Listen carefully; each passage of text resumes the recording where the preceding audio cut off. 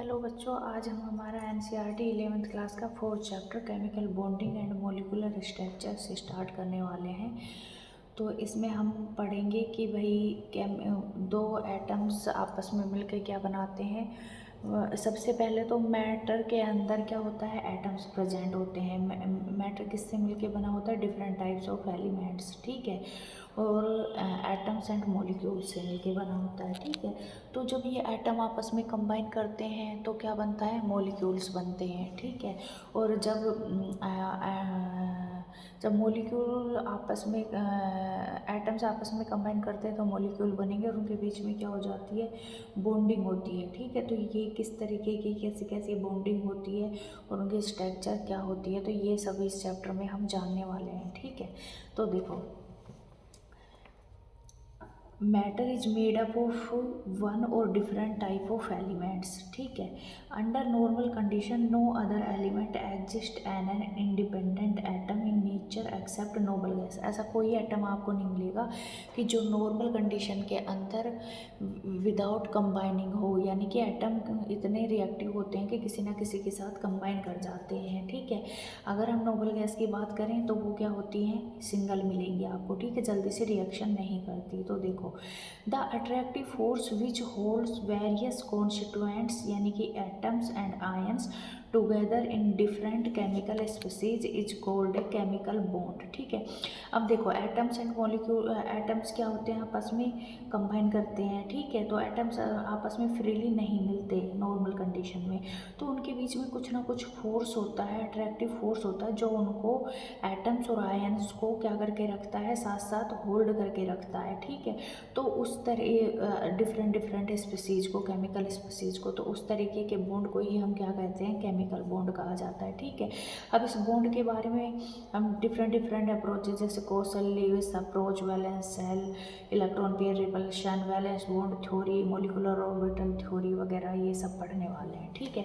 तो सबसे पहले हमारी आती है कोसल-लीविस अप्रोच टू केमिकल बॉन्डिंग, ठीक है।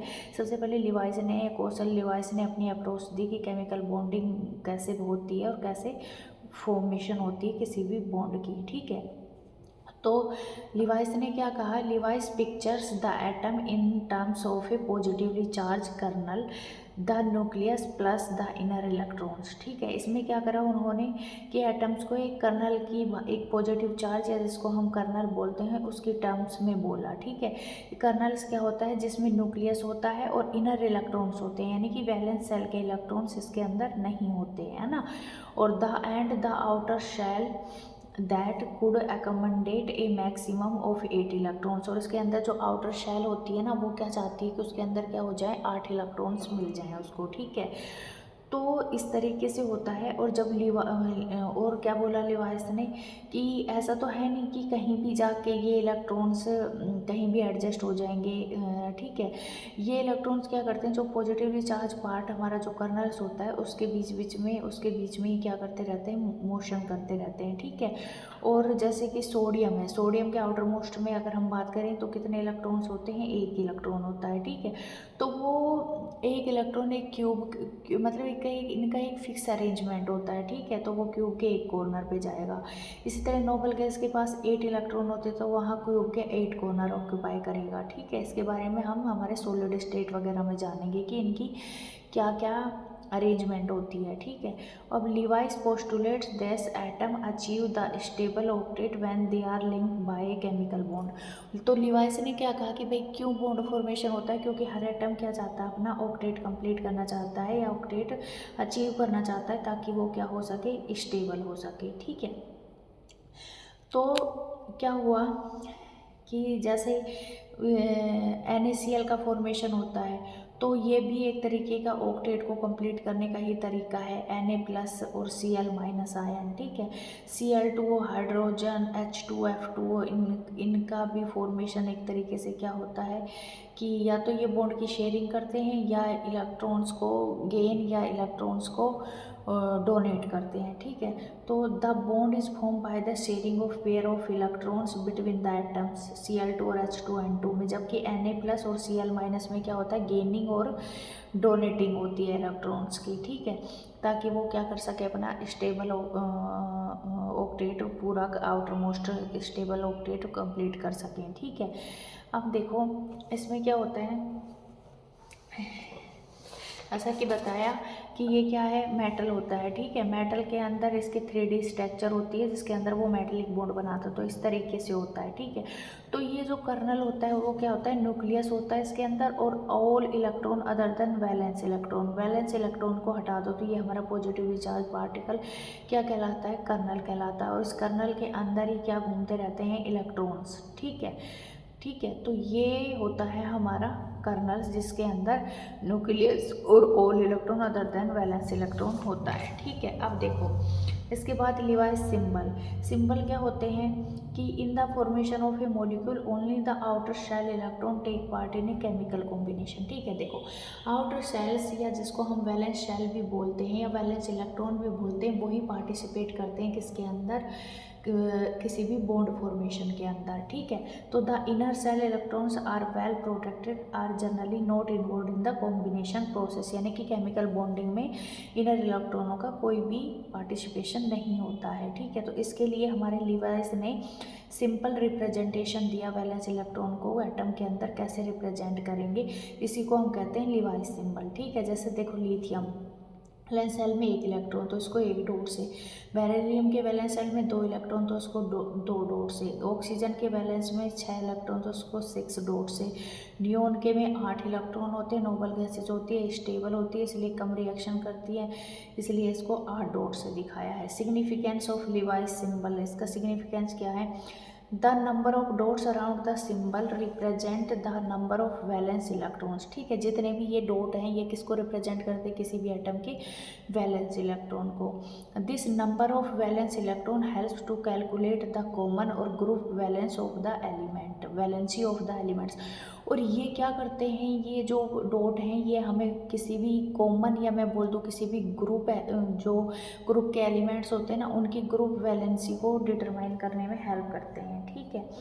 तो देखो इन्होंने क्या करा कि हम किसी भी एलिमेंट्स के वैलेंस इलेक्ट्रॉन कैसे निकाल सकते हैं, the group valence of the elements is generally either equal to the number of dots, यानी कि या तो डॉट्स के बराबर होंगे या उन डॉट को 8 में से क्या कर दो, माइनस कर दो, तो क्या निकल के आ जाएंगे, वैलेंस इलेक्ट्रॉन निकल के आ जाएंगे, ठीक है। अब देखो इन्होंने कुछ क्या दिए question in relation to chemical bonding, draw attention to the following facts. In the periodic table, the highly electronegative halogen and the highly electropositive alkali metal are separated by the noble gas। हमें पता ही है भाई noble gas किसको separate करती है, highly electronegative halogen. Electronegative क्यों, क्योंकि भाई उनके पास हेलोजन के पास 7 इलेक्ट्रॉन होते हैं, वो 8 इलेक्ट्रॉन चाहते हैं अपने वैलेंस सेल में, तो वो क्या चाहते हैं कि कोई उनको 1 इलेक्ट्रॉन दे दे तो उसके ऊपर कैसा चार्ज आएगा, नेगेटिव, इसलिए वो कैसे हो गए, electronegative. And the highly electropositive, तो अगर वो एल्कली मेटल जो होते हैं हमारे, अगर वो 1 इलेक्ट्रॉन त्याग दें तो उनको जो इलेक्ट्रॉनिक कॉन्फ़िगरेशन है वो नोबल गैस जैसा हो जाएगा, यानी कि स्टेबल इलेक्ट्रॉनिक कॉन्फ़िगरेशन हो जाएगा। तो जब वो 1 इलेक्ट्रॉन त्यागेंगे तो उसके ऊपर कैसा डोनेट करेंगे तो पॉजिटिव चार्ज आएगा, तो इसलिए इनको क्या कहा जाता है, इलेक्ट्रोपॉजिटिव एल्कली मेटल। और इनके दोनों के बीच में दोनों को सेपरेट कौन करता है, नोबल गैसेज, ठीक है।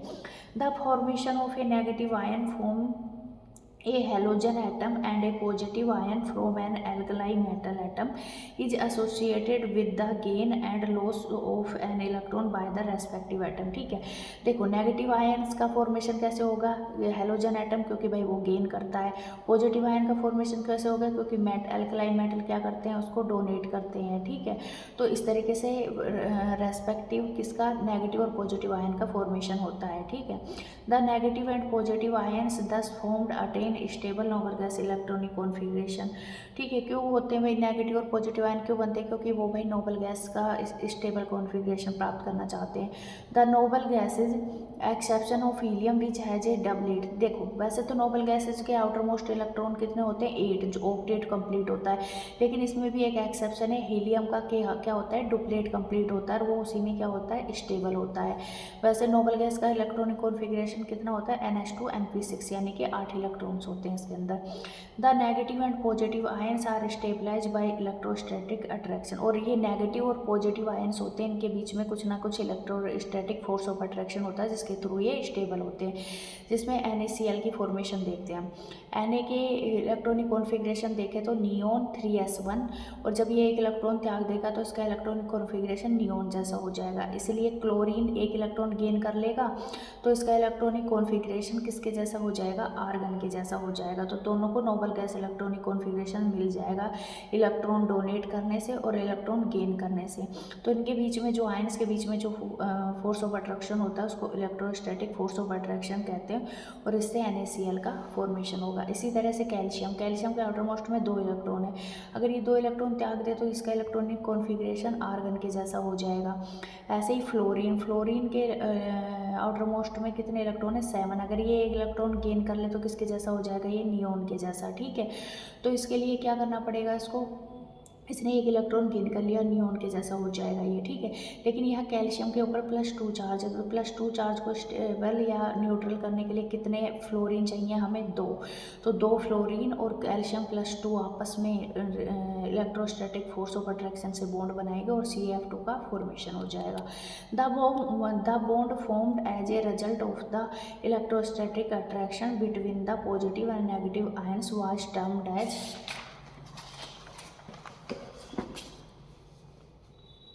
The electrovalent bond. ठीक है, अब जो इलेक्ट्रोस्टैटिक फोर्स ऑफ अट्रैक्शन से NaC और CF2 का फॉर्मेशन होता है, उस बॉन्ड फॉर्मेशन को या उस बॉन्ड को हम क्या कहते हैं? इलेक्ट्रोवैलेंट बॉन्ड कहा जाता है। ठीक है, the electrovalence is thus equal to the number of unit charge on the ion. Electrovalence किसके बराबर होता है?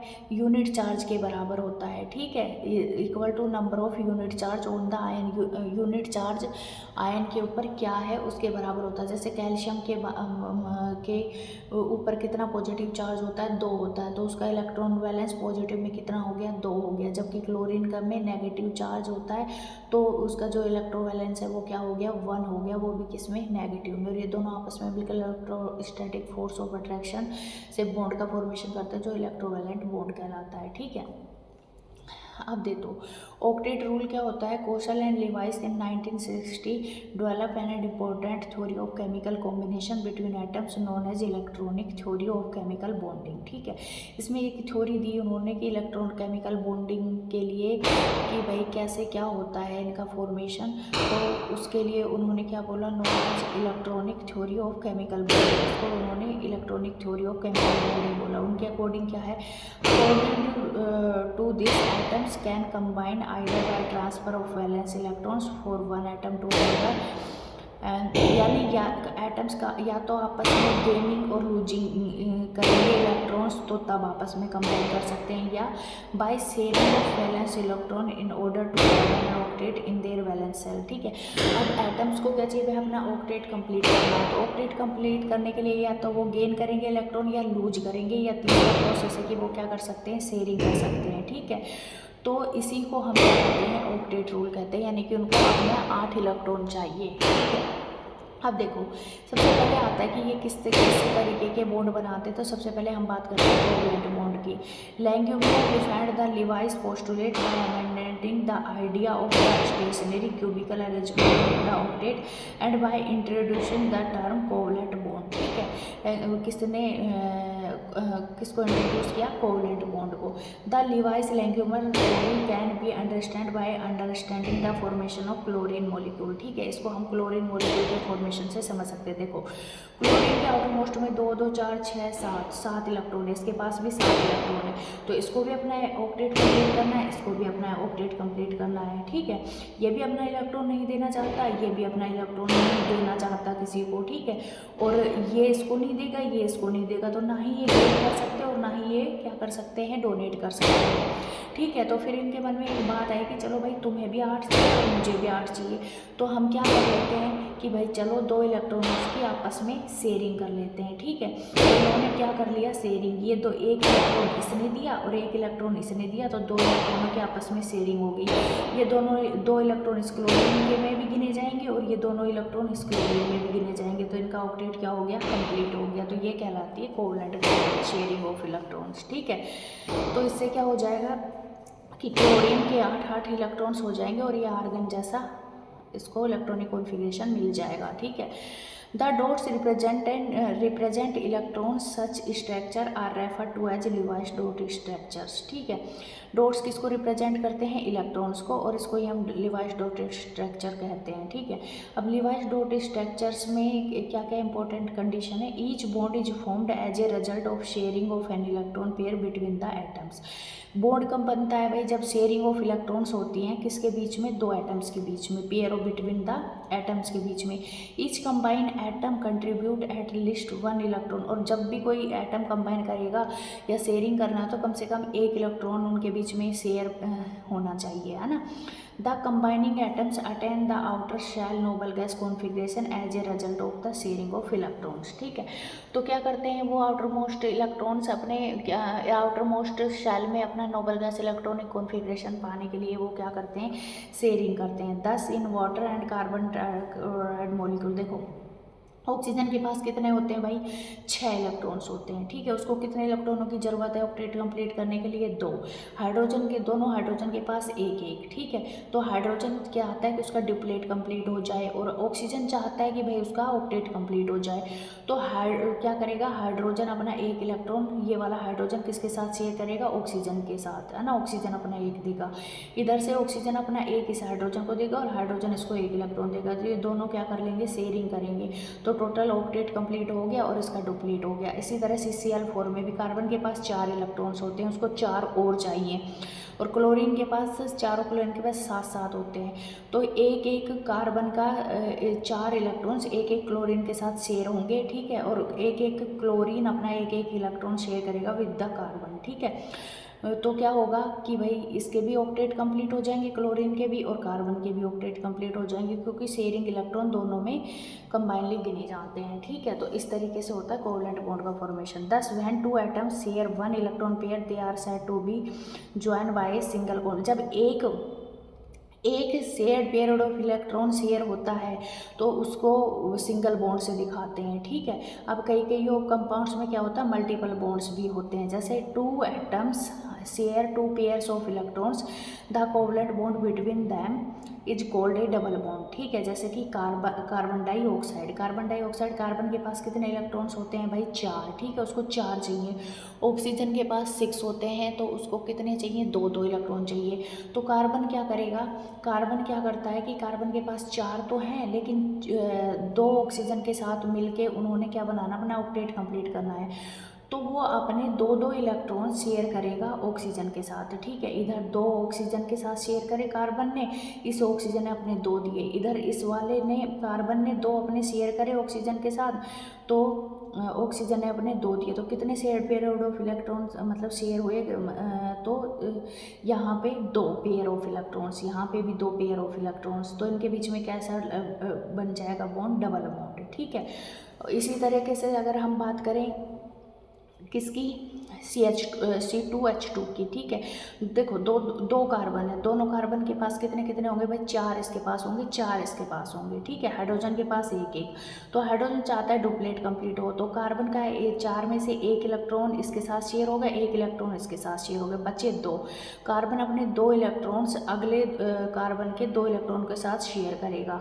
ठीक है, इसके भी क्या नाम है, 2 यहाँ शेयर हो गए, अब 2 बचे, तो 1 हाइड्रोजन के साथ इसने यहाँ शेयर किया और 1 हाइड्रोजन के साथ इसने यहाँ शेयर किया, तो टोटल कितने बॉन्ड बन गए इनके बीच में, कार्बन के बीच में 2 इलेक्ट्रॉन पेयर शेयर हुए, तो इसके बीच में डबल बॉन्ड, और यहाँ क्या हो गया, सिंगल बॉन्ड। इसी तरह से अगर हम बात करें नाइट्रोजन की, तो नाइट्रोजन में 5 इलेक्ट्रॉन्स होते हैं। ठीक है, अब 5 इसके पास है, 5 इसके पास है, इसको भी 3 चाहिए और इसको भी कितने चाहिए, 3 चाहिए। ठीक है, तो अब ये क्या करेंगे कि अपने 5 में से 3 इलेक्ट्रॉन शेयर करेंगे, तो 6, 7, 8 6 7 8, ठीक है।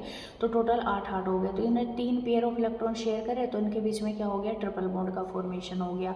इसी तरह से हम C2H2 की बात करें तो कार्बन के पास 4 इलेक्ट्रॉन्स होते हैं और इस कार्बन के पास भी 4 इलेक्ट्रॉन, एक एक तो ये हाइड्रोजन के साथ शेयर कर लेगा, बचा 3 इसके पास और 3 इसके पास। तो इनका ऑक्टेट कंप्लीट हो जाए तो इसलिए ये क्या करेंगे, तीन इलेक्ट्रॉन्स अपना यहाँ पे शेयर करेंगे। तो टोटल कितने हो गए, इसके पास भी 8 और इसके पास भी 8, तो यहाँ ट्रिपल बॉन्ड का फॉर्मेशन हो जाएगा, ठीक है। अब देखो अगला टॉपिक है हमारा Levi's representation of simple molecules, the Levi's structure. The Lewis dot structure provide a picture of bonding in molecules and ions in terms of the shared pair of electrons and the octet rule, ठीक है। Levi's structure हमें क्या provide कराती है कि bonding electrons of मतलब bonding के बारे में प्रोवाइड कराती है पिक्चर्स, और ये बताती है कि कितने शेयर पेयर ऑफ इलेक्ट्रॉन्स हैं और ऑक्टेट रूल के बारे में बताती है, ठीक है। व्हाइल सच ए पिक्चर में not explain the bonding and behaviour of a molecule completely. तो बिहेवियर और के बारे में ये जो लिवाइस डॉट स्ट्रक्चर है, या मैं बोल दूँ शेप के बारे में लिवाइस डॉट स्ट्रक्चर नहीं बताती, ये हमें रफ आइडिया देती है ऑक्टेट कंप्लीशन के बारे में और शेयर पेयर ऑफ इलेक्ट्रॉन्स के बारे में, ठीक है। तो देखो इसके लिए the Lewis dot structure can be written by, कैसे लिख सकते हैं हम लिवाइस डॉट स्ट्रक्चर्स को, the total number of electron required for writing the structure are obtain by adding the valence electrons of the combining atoms. For example, in the CH4 molecule, there are 8 valence electrons available for the bonding, 4 from carbon and 4 from the 4 hydrogen atoms, ठीक है। सबसे पहले क्या करोगे, जिस भी atoms के बीच में हमने वो बनानी लिवाइस डॉट स्ट्रक्चर, उनके टोटल इलेक्ट्रॉन्स को गिन लो। तो जैसे CH4 है तो इसमें टोटल कितने हो गए, 8, ठीक है। 4 कार्बन के और 4 किसके, हाइड्रोजन के, ठीक है। For anions each negative charge would be, anions है तो उसके मतलब उसके अंदर एक इलेक्ट्रॉन ज़्यादा है ऐड किया, कैटायन है उसने एक इलेक्ट्रॉन त्याग दिया तो उसके अंदर एक इलेक्ट्रॉन कम होगा, ठीक है। अब देखो for the example CO3 minus ion, ठीक है। इसको देखो मैं अपने तरीके से ऐसे समझाती हूँ। जैसे ये है CO3 माइनस 2 है, तो हमेशा याद रखना जो माइनस होगा वो हमेशा किसके ऊपर आएगा, मोर इलेक्ट्रोएक्टिव यानी कि ऑक्सीजन के ऊपर दिखा दो, ठीक है। तो अब देखो इसमें क्या होता है कि सबको अपना ऑक्टेट कंप्लीट करना होता है, ठीक है। तो देखो कार्बन क्या है, कार्बन के पास 4 इलेक्ट्रॉन्स हैं, ठीक है। 4 इलेक्ट्रॉन्स हैं तो चारों में से क्या करा इसने, एक बॉन्ड इन्होंने किससे बनाया, ऑक्सीजन से बनाया, ठीक है। एक बॉन्ड एक इलेक्ट्रॉन ने एक बॉन्ड बनाया दूसरे ऑक्सीजन से, ठीक है। अब बचे दो ने इस ऑक्सीजन के 2 के साथ क्या करा, डबल बॉन्ड कर लिया। तो यहाँ पे कार्बन के कितने इलेक्ट्रॉन्स हो गए, टोटल 8, और इधर भी 8, इसके भी 8 और इसके भी 8, ठीक है। और ये टोटल नेगेटिव चार्ज यहाँ ऐसे लिखते हैं हम, ठीक है। या फिर हम इसको ऐसे लिख सकते हैं कि भाई 2 ऑक्सीजन के ऊपर क्या है, नेगेटिव चार्ज है, क्योंकि 2 नेगेटिव चार्ज है तो किसके ऊपर शो करेंगे, ऑक्सीजन के ऊपर ही। और यहाँ ये सिंगल बॉन्ड बना लिया कार्बन ने, 2 बचे उनके साथ ऑक्सीजन के साथ उन्होंने क्या कर लिया, डबल बॉन्ड फॉर्मेशन कर लिया, ठीक है। यहाँ पे देखो यहाँ पे क्या है, NH4 प्लस है, ठीक है। तो प्लस हमेशा सेंट्रल एटम पे आता है, ठीक है। इसके पास वैलेंस शेल में कितने इलेक्ट्रॉन्स होते हैं, इसने कितने बॉन्ड बनाए हुए हैं, NH4 ने हाइड्रोजन के साथ 4, तो इसको इस तरीके से 4 बॉन्ड बना दो, ठीक है। तो इसका कितना हो गया, ऑक्टेट कंप्लीट है। ये शेप ऑफ मॉलिक्यूल्स के बारे में नहीं बताता है, ठीक है। अब देखो SO4 माइनस 2, ठीक है। इसके लिए क्या करो भाई, सल्फर के पास कितने इलेक्ट्रॉन्स होते हैं, 6, ठीक है। 6 में से क्या करेगा, इसको अपना ऑक्टेट कंप्लीट करना है, ठीक है। तो ये क्या करेगा भाई, एक तो सिंगल बॉन्ड बना लेगा, ठीक है। -2 है ना, तो इसके लिए तो माइनस आएगा तो इसके ऊपर सिंगल बॉन्ड ही बनेगा 2 इलेक्ट्रॉन 2 ऑक्सीजन के साथ। तो बचे कितने भाई, इसके 2 काम में आ गए, 4 बचे, तो चारों क्या कर लेंगे, 2 ऑक्सीजन के साथ डबल बॉन्ड के थ्रू जुड़ जाएंगे और इससे इसका ऑक्टेट कंप्लीट हो जाएगा, ठीक है। अब कुछ मॉलिक्यूल्स होते हैं कि जिनमें मतलब शेयरिंग से काम नहीं चलता है, या ऐसे मॉलिक्यूल्स होते हैं जिनके ऊपर क्या होता है कि उनका भी ऑक्टेट कंप्लीट हो जाए और सामने वाले की भी हम चाहत पूरी कर दें, ठीक है। तो वो किसके थ्रू होता है, जैसे O3 मॉलिक्यूल्स होता है, ठीक है। तो वो किसके थ्रू बनता है, कोऑर्डिनेट बॉन्ड के थ्रू, ठीक है। कोऑर्डिनेट बॉन्ड जस्ट लाइक है, जैसे भाई तुम्हारी कोई फाइल है केमिस्ट्री की, ठीक है, प्रैक्टिकल है, तो वो है तो तुम्हारी, लेकिन थोड़ी देर के लिए तुमने क्या कर दिया, उसमें अपने नाम का स्टिकर हटा कर अपने दोस्त का चिपका दिया। तो ऐसा तो नहीं है ना कि तुमने परमानेंट अपने दोस्त को वो फाइल दे दी, ठीक है, मतलब उसका भी काम चल गया और तुम्हारा भी हो गया काम। तो इस तरीके से होता है कोऑर्डिनेट बॉन्ड, ठीक है। तो O3 की कैसे फॉर्मेशन होती है, देखो सबसे पहले कोऑर्डिनेट बॉन्ड मतलब एक तो होता है शेयरिंग कर लेना, जिससे कोवलेंट बॉन्ड बनता है, ठीक है, दोनों के मतलब समान हक होता है इन इलेक्ट्रॉनों पे, ठीक है। एक दूसरा होता है कि भाई ए ने अपने इलेक्ट्रॉन्स कोऑर्डिनेट बॉन्ड के थ्रू किसको दे दिए, बी को। इसका मतलब ये नहीं है कि ए ने अपने दोनों इलेक्ट्रॉन दे दिए बी को और A+2 में कन्वर्ट हो गया, ऐसा नहीं होता है। बस कुछ समय के लिए क्या कर दिया भाई, उसको डोनेट या दान कर दिया, जैसे तुमने अपनी फाइल की थी, ठीक है। तो कोऑर्डिनेट बॉन्ड को कोवलेंट बॉन्ड में कन्वर्ट करने के लिए, कोऑर्डिनेट बॉन्ड को हम डेटिव बॉन्ड भी कहते हैं, ठीक है।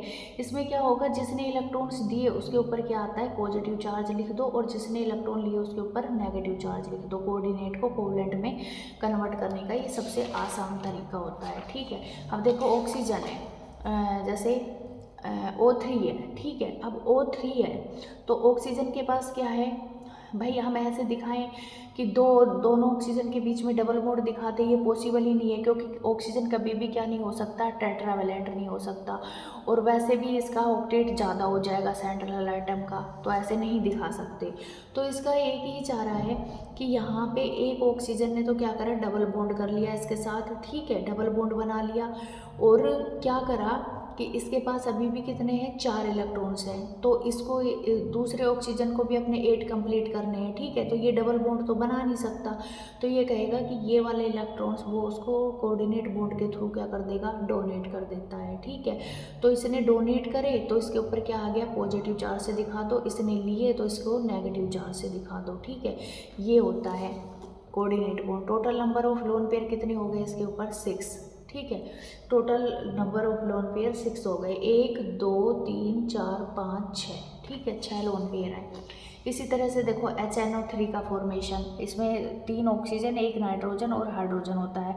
अब ऐसे हम ऐसे बना सकते हैं इसको, ठीक है, डबल बॉन्ड करके, लेकिन ये पॉसिबल नहीं है कि 5 बॉन्ड्स नहीं दिखाता है हाइड्रोजन, ठीक है। नाइट्रोजन 3 बॉन्ड बना सकता है, 4 बॉन्ड बनाने तो नाइट्रोजन पे हमें क्या दिखाना पड़ेगा, पॉजिटिव चार्ज। 5 बॉन्ड बनाने के लिए 5 बॉन्ड नहीं बना सकता, तो इसको हम इस तरीके से किसके थ्रू दिखाएंगे, कोऑर्डिनेट बॉन्ड के थ्रू, ठीक है।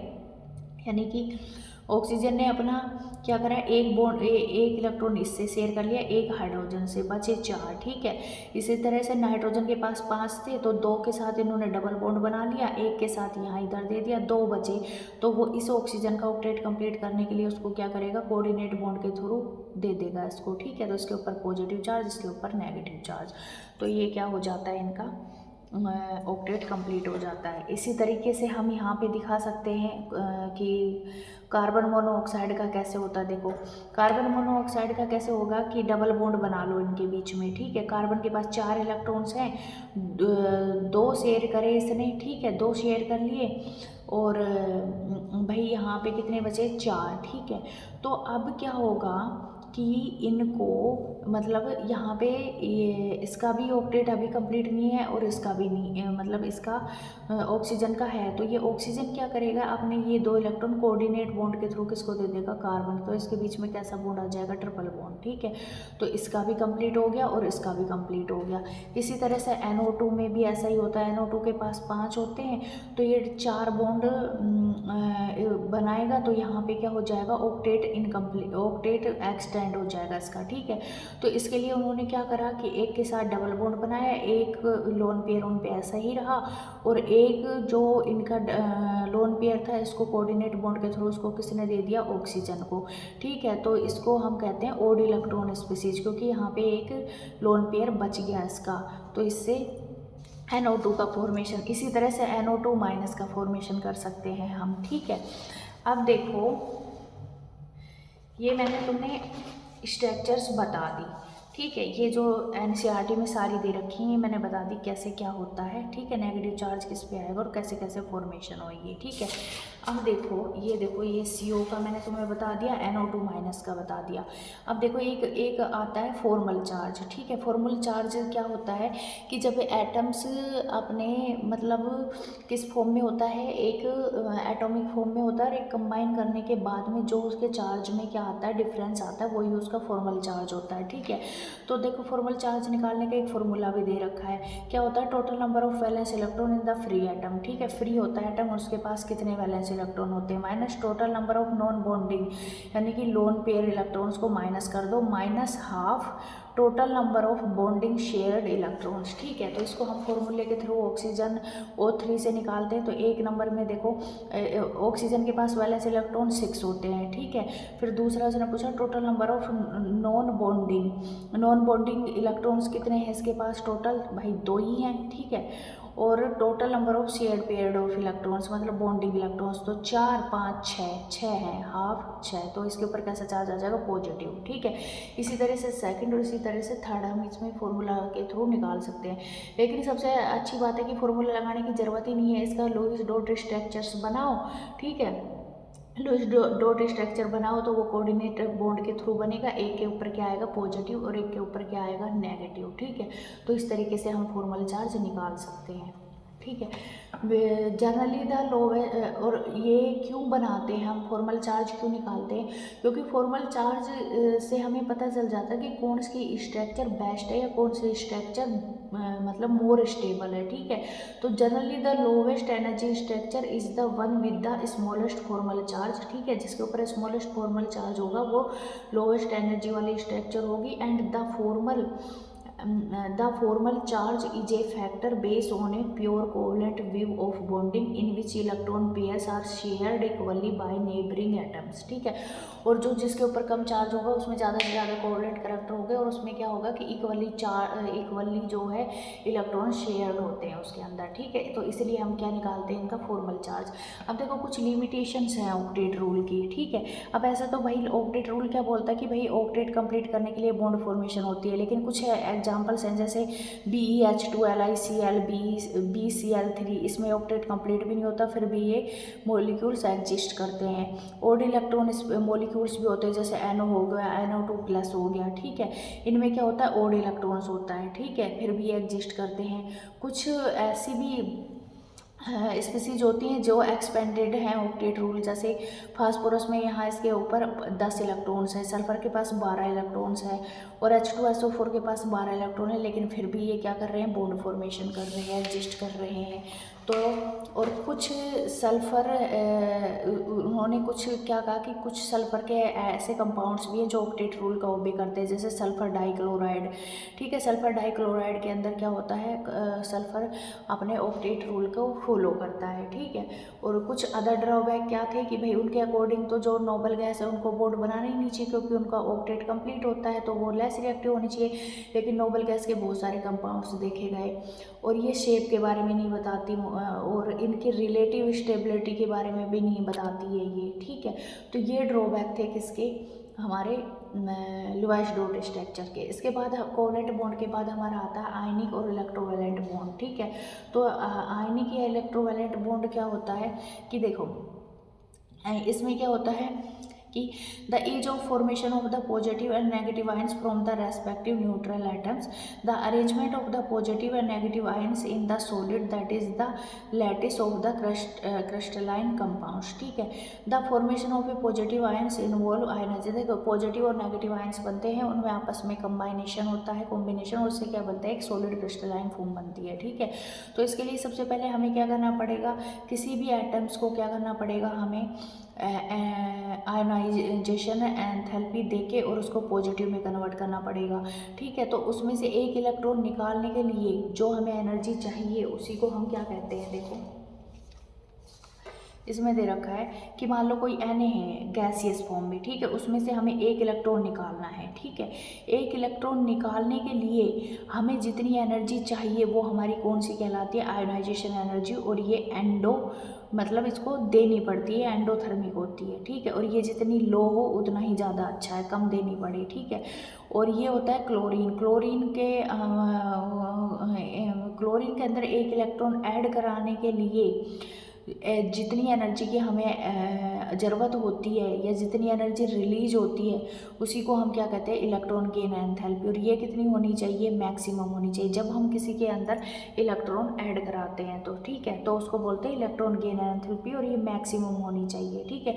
इलेक्ट्रॉन गेन एंथैल्पी लाइक कि अगर उस इलेक्ट्रॉन ईजिली ऐड हो जाएगा उसके अंदर तो इलेक्ट्रॉन मतलब एनर्जी क्या होगी, रिलीज होगी, ठीक है। और अगर हमें इलेक्ट्रॉन को ऐड कराने के लिए एनर्जी देनी पड़े तो वो होगी एंडोथर्मिक, और अगर रिलीज होगी तो एक्जोथर्मिक। तो ये एंडोथर्मिक और एक्जोथर्मिक दोनों हो सकती है, ठीक है। और मतलब मेनली क्या होता है कि ये क्या होनी चाहिए, मैक्सिमम, यानी कि इसके थ्रू क्या होना चाहिए कि भाई एनर्जी ज़्यादा से ज़्यादा रिलीज होनी चाहिए, यानी कि नेगेटिव होनी चाहिए। ये तो दोनों आपस में मिलेंगे तो किसकी फॉर्म में 3D लैटिस NaCl का निर्माण करेंगे, ठीक है। जब ये NaCl और आपस में Na+ और Cl- आपस में कंबाइन करके NaCl की 3D लैटिस बनाते हैं तो भी एनर्जी क्या होती है, रिलीज होती है, ठीक है। तो देखो क्या होता है कि जब हम NaCl सॉलिड के एक मोल को, ठीक है, एक मोल को अगर हमें तोड़ना है तो हमें क्या करना पड़ेगा, उसको कुछ ना कुछ एनर्जी देनी पड़ेगी, ठीक है। तोड़ना है तो कुछ ना कुछ एनर्जी क्या होती है, रिलीज होती है, ठीक है। और उसी को हम क्या कहते हैं, एनर्जी। एक मोल NaCl को तोड़ने के लिए हमें क्या करना पड़ता है, एनर्जी देनी पड़ती है, तो उसी को हम क्या कहते हैं, लैटिस एनर्जी। या अदर फॉर्म में हम बोल सकते हैं जब Na+ और Cl- आपस में कंबाइन होते हैं तो जो एनर्जी रिलीज होती है वही उसकी क्या कहलाती है, लैटिस एनर्जी कहलाती है। लैटिस एनर्जी जितनी हाई होगी आयनिक कंपाउंड उतना ही क्या होगा, स्टेबल होगा, ठीक है। यही मैंने आपको समझाया है यहाँ पे, ठीक है। तो ये हो गया इलेक्ट्रॉन गेन एंथैल्पी, दोनों आपस में क्या करेंगे, कंबाइन करेंगे तो कुछ energy. The electron gain enthalpy is the enthalpy change when a gas phase atom is in its ground state gains and electrons, ठीक है। द इलेक्ट्रॉन गेन प्रोसेस में बी एक्सोथर्मिक और एंडोथर्मिक, कुछ भी हो सकता है। The ionization on the other hand is always endothermic, हमें देनी ही पड़ेगी। Electron affinity is the negative of the energy change accompanying electron gain, ठीक है। और इलेक्ट्रॉन गेन इलेक्ट्रॉन एफिनिटी क्या होती है कि उस एटम में इलेक्ट्रॉन के प्रति प्यार कितना है या उसके प्रति एफिनिटी कितनी है। तो जितनी ज़्यादा एफिनिटी होगी वो इजीली गेन कर लेगा उस इलेक्ट्रॉन्स को अपने अंदर, और उससे क्या होगी, एनर्जी रिलीज होगी। तो क्या होता है, उसकी जो इलेक्ट्रॉन गेन एंथैल्पी होती है, इलेक्ट्रॉन एफिनिटी होती है, वो नेगेटिव होती है, ठीक है, नेगेटिव होनी चाहिए।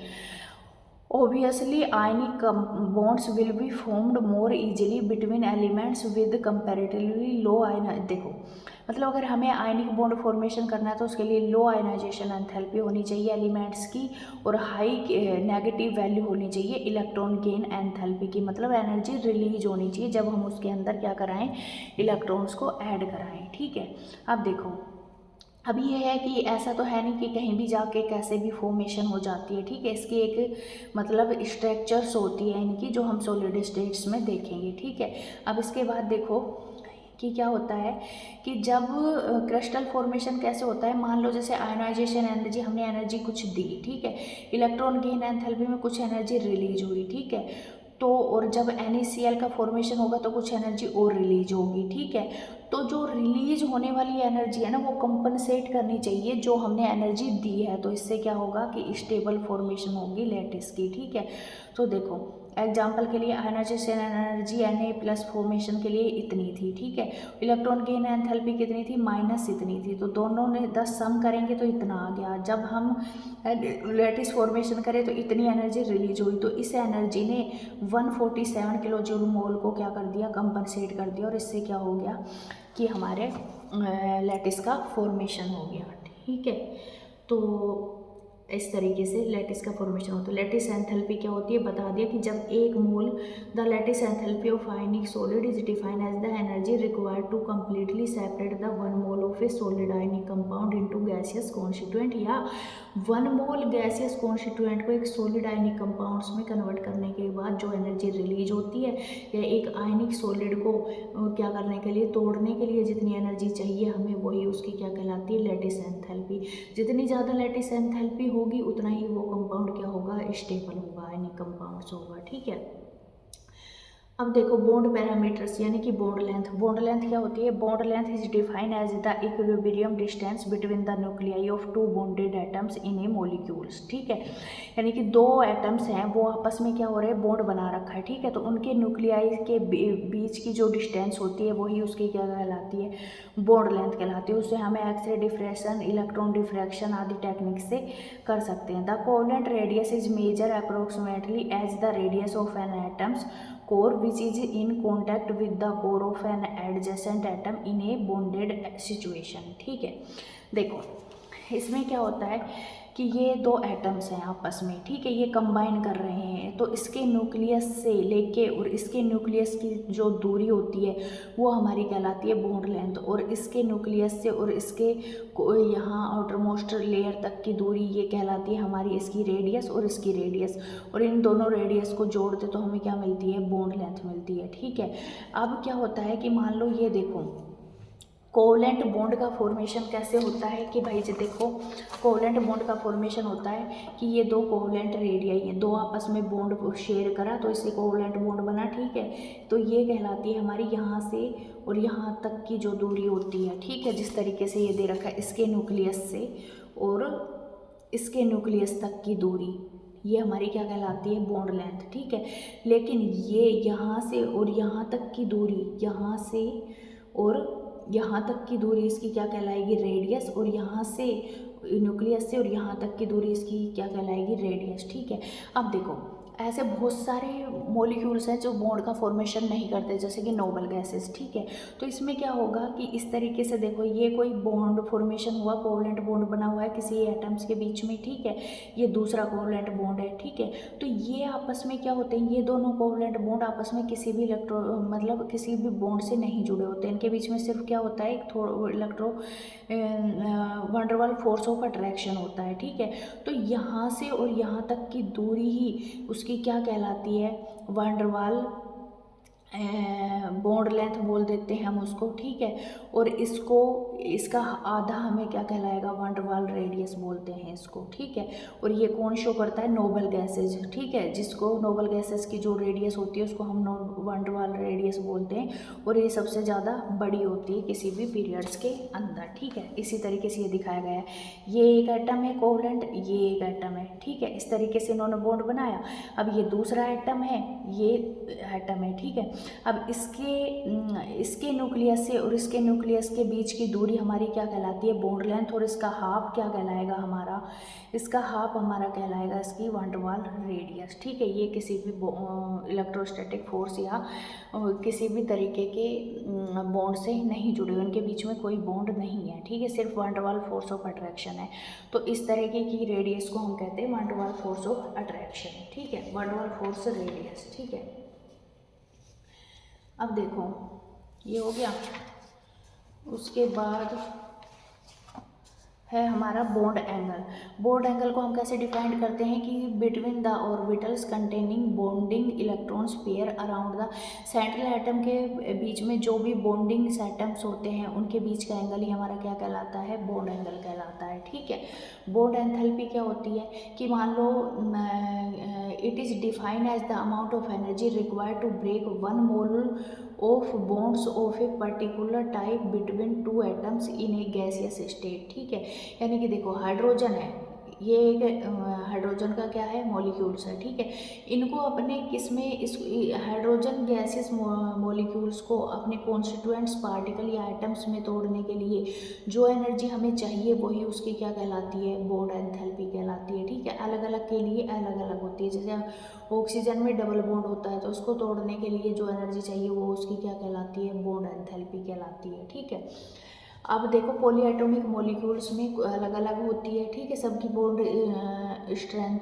ठीक है। तो जैसे देखे कार्बन कार्बन की बॉन्ड स्ट्रेंथ तो मतलब बॉन्ड एंथैल्पी की इसमें अलग अलग मतलब होती है, इसमें बॉन्ड लेंथ दे रखी है, ठीक है। कार्बन कार्बन की कितनी होती है सिंगल बॉन्ड की 154, कार्बन डबल बॉन्ड की 133 और कार्बन कार्बन ट्रिपल बॉन्ड की 120 पिकोमीटर, ठीक है। ये बॉन्ड लेंथ दे रखी है। ये कुछ मॉलिक्यूल्स है जिनको आपने ज़्यादा रटना नहीं है, ठीक है। ये रेडियाई वगैरह है, बॉन्ड एंथैल्पी हो गई। अब देखो जैसे वाटर का मॉलिक्यूल्स है उसमें और कॉम्प्लिकेशन होते हैं। जैसे वाटर के मॉलिक्यूल में सबसे पहले हमने वाटर के मॉलिक्यूल के अंदर H+ और OH- बनाया, OH बनाया, ठीक है। तो इसके लिए हमें इनको तोड़ने के लिए कितनी एनर्जी चाहिए 502 किलो जूल। पर हमें लग रहा था कि भाई जब हम OH को तोड़ेंगे O+ और OH- में H और O में तो क्या होगा सेम एनर्जी लगेगी 502 किलो जूल पर मोल, लेकिन वो लगी कितनी 427, ठीक है। तो ये ऐसा किस लिए हुआ क्योंकि OH का डिफरेंट क्या था एनवायरनमेंट था, है ना, केमिकल एनवायरनमेंट था। इसकी वजह से एनर्जी डिफरेंस हमें देखने को मिला। तो यहाँ पे हम उनका क्या लेंगे बॉन्ड एंथैल्पी निकालने के लिए उनका एवरेज लेते हैं। तो वाटर के लिए बॉन्ड एंथैल्पी कितनी हो गई इतनी हो गई, ठीक है। अब बॉन्ड ऑर्डर क्या होता है, बॉन्ड ऑर्डर होता है कि किसी भी मतलब in the Levi's description of covalent bond the bond order is given by the number of bonds between the two atoms in a molecules, ठीक है। दो एटम्स के बीच में कितने बॉन्ड्स हैं, ठीक है। या मैं बोल दूं बॉन्ड ऑर्डर जैसे हाइड्रोजन और हाइड्रोजन के बीच में क्या है सिंगल बॉन्ड है, ऑक्सीजन और ऑक्सीजन के बीच में डबल बॉन्ड है, नाइट्रोजन और नाइट्रोजन के बीच में तो क्या है ट्रिपल बॉन्ड है। तो इसका बॉन्ड ऑर्डर 2, इसका 1 और इसका 3 हो गया। लेकिन किसी किसी में क्या होता है किसी किसी स्पीसीज में बॉन्ड ऑर्डर 2.5 निकल के आता है। तो क्या इसका मतलब ये है कि उन दोनों स्पीसीज के बीच में ढाई बॉन्ड है, ऐसा तो पॉसिबल ही नहीं है। नहीं, बॉन्ड ऑर्डर का मतलब ये होता है कि ये जो बॉन्ड है वो सिंगल बॉन्ड के कंपेयर में 2.5 गुना ज़्यादा क्या है स्ट्रॉन्ग है, ठीक है। तो मतलब सिंगल बॉन्ड के कंपेयर में हम बॉन्ड ऑर्डर देखते हैं कि वो उससे कितना ज़्यादा मजबूत है, वही होता है उसका बॉन्ड ऑर्डर, ठीक है। अब क्या है हमारा रेजोनेंस स्ट्रक्चर्स, ठीक है। अगर हम रेजोनेंस स्ट्रक्चर्स की बात करें तो देखो यहाँ पे हमने क्या करा CO3 कार्बोनेट की स्ट्रक्चर्स बनाई, ठीक है। अब कोई यहाँ पे नेगेटिव दिखा देगा, कोई इस पे दिखाएगा नेगेटिव इस पे और इस पे दिखाएगा, कोई इस पे और इस पे दिखाएगा, ठीक है। तो और इसकी जब हमने देखा कि भाई क्या आनी चाहिए दो बॉन्ड लेंथ है वो तो किसके बराबर आनी चाहिए कार्बन और ऑक्सीजन के सिंगल बॉन्ड के लेंथ के जितनी, और एक आनी चाहिए कार्बन और ऑक्सीजन के बीच की। बट ऐसा इसमें कुछ भी नहीं था, ठीक है। इनके बीच की जो लेंथ होती है वो आई उसके अंदर। तो इसका मतलब क्या हुआ कि ये ना रेजोनेंस चलता रहता है इनके बीच में, और डबल बॉन्ड में सिंगल बॉन्ड के और सिंगल बॉन्ड में क्या होता है डबल बॉन्ड के करैक्टर होते हैं, ठीक है।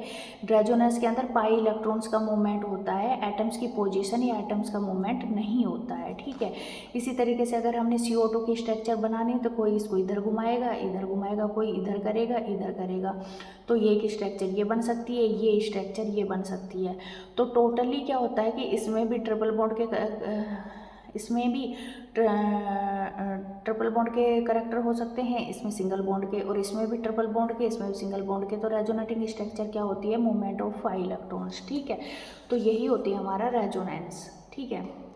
According to the contribution of resonance whenever a single Lewis structure cannot describe a molecule accurately, ठीक है। देखो इसमें देखा गया कि ये ऑक्सीजन का है O3 का, ठीक है। यहाँ पे इसकी बॉन्ड लेंथ 148 होती है, यहाँ पे 120 पिकोमीटर होती है, 21 पिकोमीटर है ना डबल बॉन्ड की। तो इसकी भी इतनी थी, इसकी भी इतनी, लेकिन जब इसको देखा गया तो इनकी बॉन्ड लेंथ कितनी निकल के आई 128। इसका मतलब डबल बॉन्ड में सिंगल बॉन्ड और सिंगल बॉन्ड में डबल बॉन्ड के करैक्टर थे, ठीक है। तो मतलब एक एक्यूरेट एक पर्टिकुलर स्ट्रक्चर से हम मॉलिक्यूल्स को शो नहीं कर सकते उसके लिवाइस स्ट्रक्चर्स को, ठीक है। इसमें क्या होता है कि number of structure are possible, ठीक है। पोजीशन ऑफ न्यूक्लियाई, बॉन्डिंग और non bonding pairs of electrons की पोजीशन क्या होती रहती है, चेंज होती रहती है। और इससे इनको canonical structure of the hybrid which describe the molecule accurately, और इनको हम ये डिफरेंट डिफरेंट जो स्ट्रक्चर्स बनती हैं इनको हम कैनोनिकल स्ट्रक्चर्स कहते हैं। और इनके थ्रू ही हम किसी भी बॉन्ड को या किसी भी मॉलिक्यूल्स की बॉन्ड लेंथ को क्या करते हैं, डिस्क्राइब करते हैं, ठीक है। और जो बनता है उसको हम कहते हैं रेजोनेंस हाइब्रिड, ठीक है। इसी तरीके से यहाँ पे CO3, ठीक है, जैसे समझाया, और CO2 का भी समझाया, ठीक है। In general it may be stated that, ठीक है, क्या है, resonance stabilize the molecule as the energy of the resonance hybrid is less than the energy of any single canonical structure, ठीक है। रेजोनेंस हाइब्रिड की जो एनर्जी होती है ना वो किसी सिंगल कैनोनिकल स्ट्रक्चर से कम होती है, इसलिए वो उसको स्टेबल बनाता है। Resonance average the bond characteristics as a whole, ठीक है। रेजोनेंस एवरेज जो बनता है या हाइब्रिड बनता है उनके अंदर सारे मतलब जो बॉन्ड्स हैं उनके गुण होते हैं उनके अंदर, ठीक है, सबके, ठीक है। दस the energy of O3 resonance hybrid, इसलिए O3 का जो हम रेजोनेंस हाइब्रिड बनाते हैं उनकी एनर्जी उसकी दो कैनोनिकल स्ट्रक्चर्स जो हमने अभी ऊपर देखी थी उनसे क्या होती है, बिल्कुल डिफरेंट होती है, ठीक है, कम होती है एनर्जी, ठीक है। इसी तरीके से कुछ मिसकॉन्सेप्शंस होते हैं रेजोनेंस के बारे में, वो क्या है, the canonical form have no real existence, इस तरीके की, मतलब ये कि ये हाइपोथेटिकल हम बोल सकते हैं कि इनका कोई रियल एग्जिस्टेंस नहीं है कैनोनिकल फॉर्म्स जो हमने बताया, ठीक है। The molecule does not exist for a certain fraction of time in one canonical, और ऐसा नहीं है कि जैसे हम क्या करते हैं कि भाई ये कैनोनिकल फॉर्म बन गई, ठीक है, इसमें ये कैनोनिकल का एग्जिस्टेंस इतने टाइम के लिए रहेगा, इसका इसके टाइम के कोई फिक्स नहीं होता। There is no such equilibrium between the canonical form, जितनी भी कैनोनिकल फॉर्म बनती है उनके बीच में कोई भी क्या नहीं होता, इक्विलिब्रियम नहीं होता। जैसे हमारे टोटोमेरिक फॉर्म्स होती है ना, कीटो और इनोल्स में क्या होता है, इक्विलिब्रियम होता है कि ये 40% बनेगी, ये 60%, जबकि कैनोनिकल फॉर्म्स में ऐसा कुछ भी नहीं होता है। The molecule as such has a single structure which is the resonance hybrid of the canonical forms and which cannot as such the depicted by a single Lewis structure, और canonical single Lewis structure से हम नहीं बता सकते canonical forms को, ठीक है। अब हमारा अगला टॉपिक आता है पोलरिटी ऑफ बॉन्ड्स, ठीक है। अब देखो पोलरिटी ऑफ बॉन्ड्स को अपने तरीके से एक तरीके से समझाऊँ, ठीक है। तो इसमें क्या होता है कि देखो, the existence of a 100% ionic और covalent bond represent an ideal situation, in reality no bond और ए कंपाउंड इज आइदर, देखो मतलब इस तरीके का नहीं होता कि 100% किसी के अंदर कोवलेंट कैरेक्टर होता है और 100% आयनिक, ठीक है। हर में कुछ ना कुछ आयनिक कैरेक्टर होंगे, कुछ के अंदर क्या होंगे, कोवलेंट कैरेक्टर होंगे, ठीक है। अब क्या होता है कि मान लो इसमें क्या होगा कि यहाँ पे देखो, इसे मैं समझा देती हूँ फटाफट। इसमें देखो ये हाइड्रोजन और हाइड्रोजन है, ठीक है, शेयरिंग पेयरिंग ऑफ इलेक्ट्रॉन से ये बॉन्ड बन रहा है, तो ये कैसा हो गया, नॉन पोलर, ठीक है। और क्लोरीन में भी क्या हो गया, सिमेट्रिकल इलेक्ट्रॉनिक क्लाउड होगा, यानी कि इन दोनों के बीच में शेयरिंग ऑफ इलेक्ट्रॉन सेम होगी, यानी कि सिमेट्रिकल होगा। लेकिन जब हम HCl की बात करते हैं तो थ्योरेटिकली तो यही होता है, बट यहाँ पर देखा गया कि जो Cl है उसकी इलेक्ट्रोनेगेटिविटी हाइड्रोजन से ज़्यादा होती है, तो ये इलेक्ट्रॉन क्लाउड Cl की तरफ ज़्यादा सरक जाता है थोड़ा सा, तो इस पर पार्शियली नेगेटिव और इस पर पार्शियली क्या आ जाता है, हाइड्रोजन पे पॉजिटिव, ठीक है, इलेक्ट्रोनेगेटिविटी की वजह से। यानी कि इस कोवलेंट बॉन्ड में कैसे कैरेक्टर आ जाते हैं, आयनिक कैरेक्टर, चार्ज सेपरेशन इन्हें कोवलेंट बॉन्ड में चार्ज सेपरेशन हो जाने की वजह से, और ये कैसा बॉन्ड बन जाता है, हमारा पोलर बॉन्ड, ठीक है। पोलरिटी के बारे में पढ़ रहे हैं ना।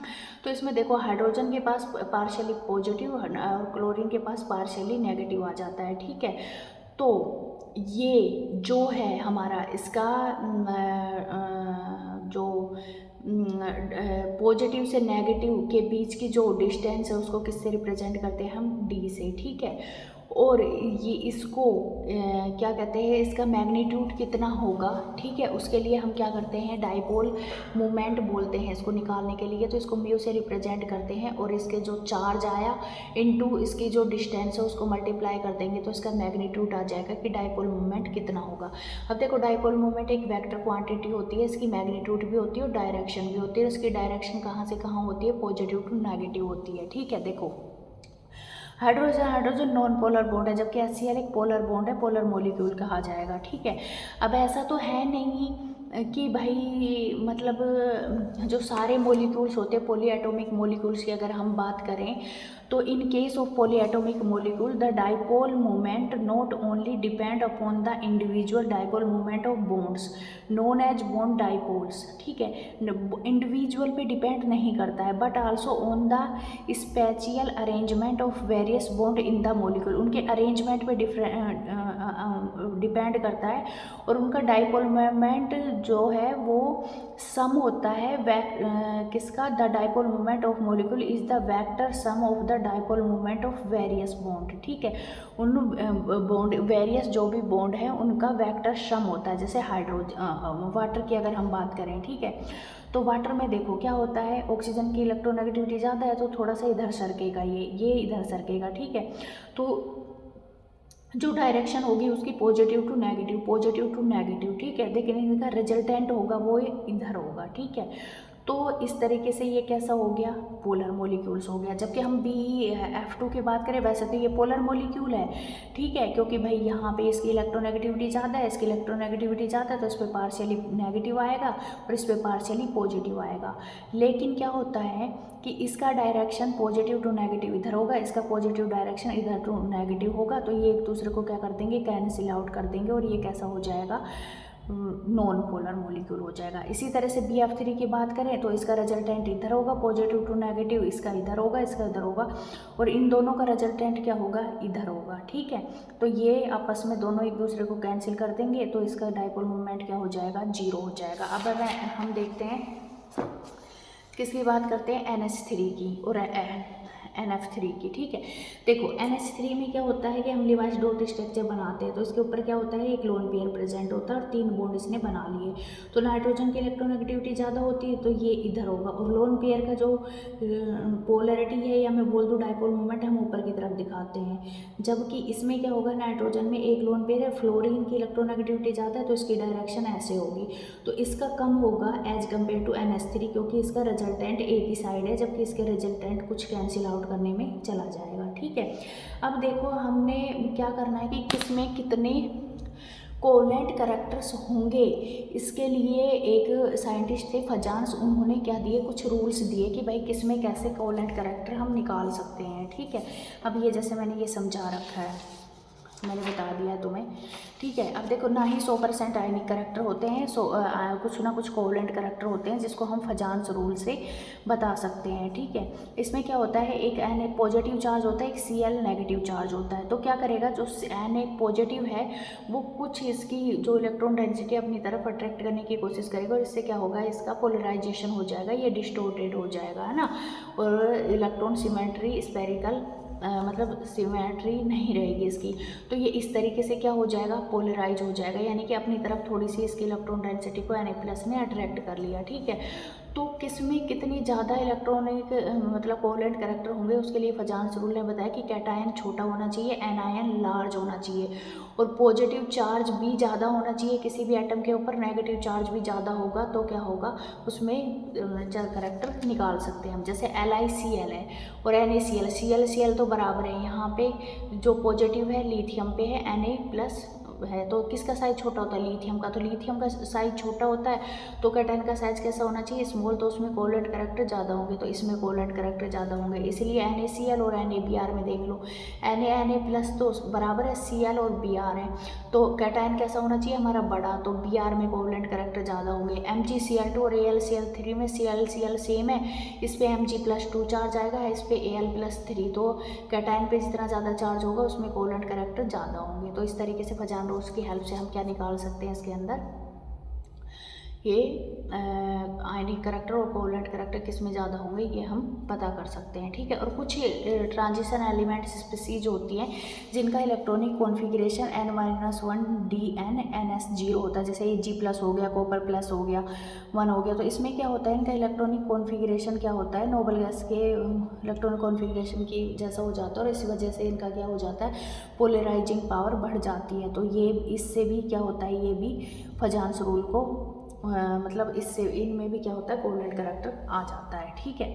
अब अगर हमारा अगला टॉपिक आता है the valence shell electron pair repulsion theory, ठीक है।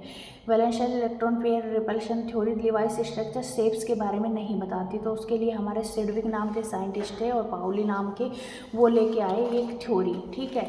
वो किसके ऊपर बेस थी, repulsive interaction of the electron pairs in the valence shell of the atoms पे, ठीक है। और उसको फर्दर जो विकसित किया वो किसने किया, नाइलोम और ग्रस्पी ने। तो उनके मेन पोस्टुलेट्स क्या क्या थे, the shape of a molecule depends upon the number of valence shell, valence shell के ऊपर डिपेंड करती है कि भाई कितने बॉन्डेड है और कितने नॉन बॉन्डेड है। Pairs of electron in the valence shell repel one another since their electron clouds are negatively charge, ठीक है। एक दूसरे को क्या करते हैं, रिपेल करते हैं। These pairs of electrons tend to occupy such position in space that, और ये मतलब इलेक्ट्रॉन्स पेयर्स कहाँ ऑक्यूपाई रहना पसंद करते हैं, कौन सी पोजीशन ग्रहण करेंगे भाई, जिसके बीच में मिनिमम रिपल्शन और मैक्सिमम डिस्टेंस हो, ठीक है। The valence shell is taken as a sphere with the electron pairs localize on the spherical surface maximum distance from one another, ठीक है। जहाँ पे रिपल्शन ज़्यादा होता है तो उसमें इलेक्ट्रॉन्स पेयर्स को वहाँ लोकलाइज किया जाता है जहाँ पे मैक्सिमम डिस्टेंस हो, ठीक है। अब देखो इसमें क्या होता है कि the repulsive interaction of electron, सबसे ज़्यादा रिपल्सिव इंट्रैक्शन, क्योंकि लोन पेयर का साइज बहुत बड़ा होता है as compare to bond pair, क्योंकि बॉन्ड पेयर तो क्या रहते हैं, लोकलाइज होते रहते हैं, डीलोकलाइज होते रहते हैं, ठीक है। जबकि लोन पेयर अपनी जगह लोकलाइज होता है तो उसका साइज बड़ा हो जाता है, ठीक है। तो सबसे ज़्यादा रिपल्शन लोन पेयर क्रिएट करते हैं, फिर लोन पेयर बॉन्ड पेयर, और सबसे कम रिपल्शन होता है बॉन्ड पेयर के बीच में, ठीक है। तो नाइलोन और ग्लस्पी ने क्या कहा कि difference between the lone pair और बॉन्ड पेयर ऑफ इलेक्ट्रॉन्स में कैसे होता है, while the lone pairs are localize on the central atom, क्योंकि लोन पेयर्स लोकलाइज होते हैं, और जबकि ये each bonded pair is shared between the two atoms, दो एटम्स के बीच में होते हैं, जबकि लोन पेयर एक सेंट्रल एटम पे ही रहता है। As a result the lone pair electron in a molecule occupy more space as compare to the bonding pairs of electrons, है ना। This result in greater repulsion between the lone pair, फिर bond pair और फिर bond pair lone pair के बीच में, ठीक है। अब देखो इन्होंने VSPR थ्योरी में दो तरीके के मॉलिक्यूल्स को डिवाइड किया, दो तरीके से, molecule in which the central atom has no lone pair and molecule in which the central atom has one और मोर लोन पेयर, ठीक है, दो तरीके से, ठीक है। और इस तरीके से उनकी अलग अलग शेप बताई, ठीक है। तो देखो इससे मैं समझाने की कोशिश करती हूँ, जैसे BeCl2 है, ठीक है, BeCl2 है तो इसकी लिवाइस डॉट स्ट्रक्चर बना ली हमने, ठीक है, इस तरीके से, ठीक है। तो इसमें बॉन्ड पेयर कितने हैं भाई, 2, लोन पेयर कितने हुए, 0, ठीक है। तो 2 का मतलब होगा कि इसमें कौन सा हाइब्रिडाइजेशन होगा, sp, और इसकी शेप क्या होगी, लीनियर होगी, ठीक है। और कितने डिग्री का एंगल होता है लीनियर में, दो मॉलिक्यूल्स के बीच में 180 डिग्री का, ठीक है। तो देखो ये sp कैसे आया, तो इसका मैं थोड़ा सा हाइब्रिडाइजेशन के थ्रू देती हूँ। देखो B, इसका इलेक्ट्रॉनिक कॉन्फ़िगरेशन क्या होता है, 1s2 2s2, ठीक है। 1s2 इनर शेल है तो ये तो पार्टिसिपेट करेगी नहीं, इसमें क्या है 2s2, ठीक है, 2s, लेकिन इसको बॉन्ड बनाने के लिए क्या चाहिए भाई, एक P भी चाहिए, ठीक है। तो यहाँ पे क्या होगा कि ये अपना इलेक्ट्रॉन एक क्या करेगा, एक्साइटेड करके कहाँ भेज देगा, P में, ताकि रिपल्शन भी कम हो और एक इलेक्ट्रॉन मतलब बॉन्ड बनाने के लिए भी इसको मिल जाए, दो क्लोरीन्स को, ठीक है। अब B, ये इनकी इलेक्ट्रॉनिकल एनर्जी है वो क्या है, अलग अलग है, ठीक है। तो इनके बीच में क्या होगा कि भाई ये 2s का है, ये 3p क्लोरीन का है, ये 2p है, ये किसका है, 3p है। तो इनका साइज है ना क्या होगा, अलग अलग होगा, ठीक है। तो साइज अलग अलग होगा तो इसके लिए क्या करा भाई, इनका एनर्जी का रीडिस्ट्रीब्यूशन कराया, ठीक है। तो इससे हाइब्रिड ऑर्बिटल बन गया, क्योंकि दोनों की एनर्जी की साइज क्या हो जाए, सेम हो जाए। तो ये दोनों आपस में ऐसे करके और क्या बनाया इन्होंने, हाइब्रिड ऑर्बिटल। और ये हाइब्रिड ऑर्बिटल क्या होते हैं, एक दूसरे से 180 डिग्री पे क्या होंगे, अरेंज। ये B है, यहाँ पे क्लोरीन ने आके अपना एक इलेक्ट्रॉन दिया, बॉन्ड बनाया, यहाँ पे B का है, एक इलेक्ट्रॉन क्लोरीन ने दिया, अपना एक बॉन्ड बनाया, तो ये 180 डिग्री sp बॉन्ड का फॉर्मेशन हो गया इसके अंदर, ठीक है।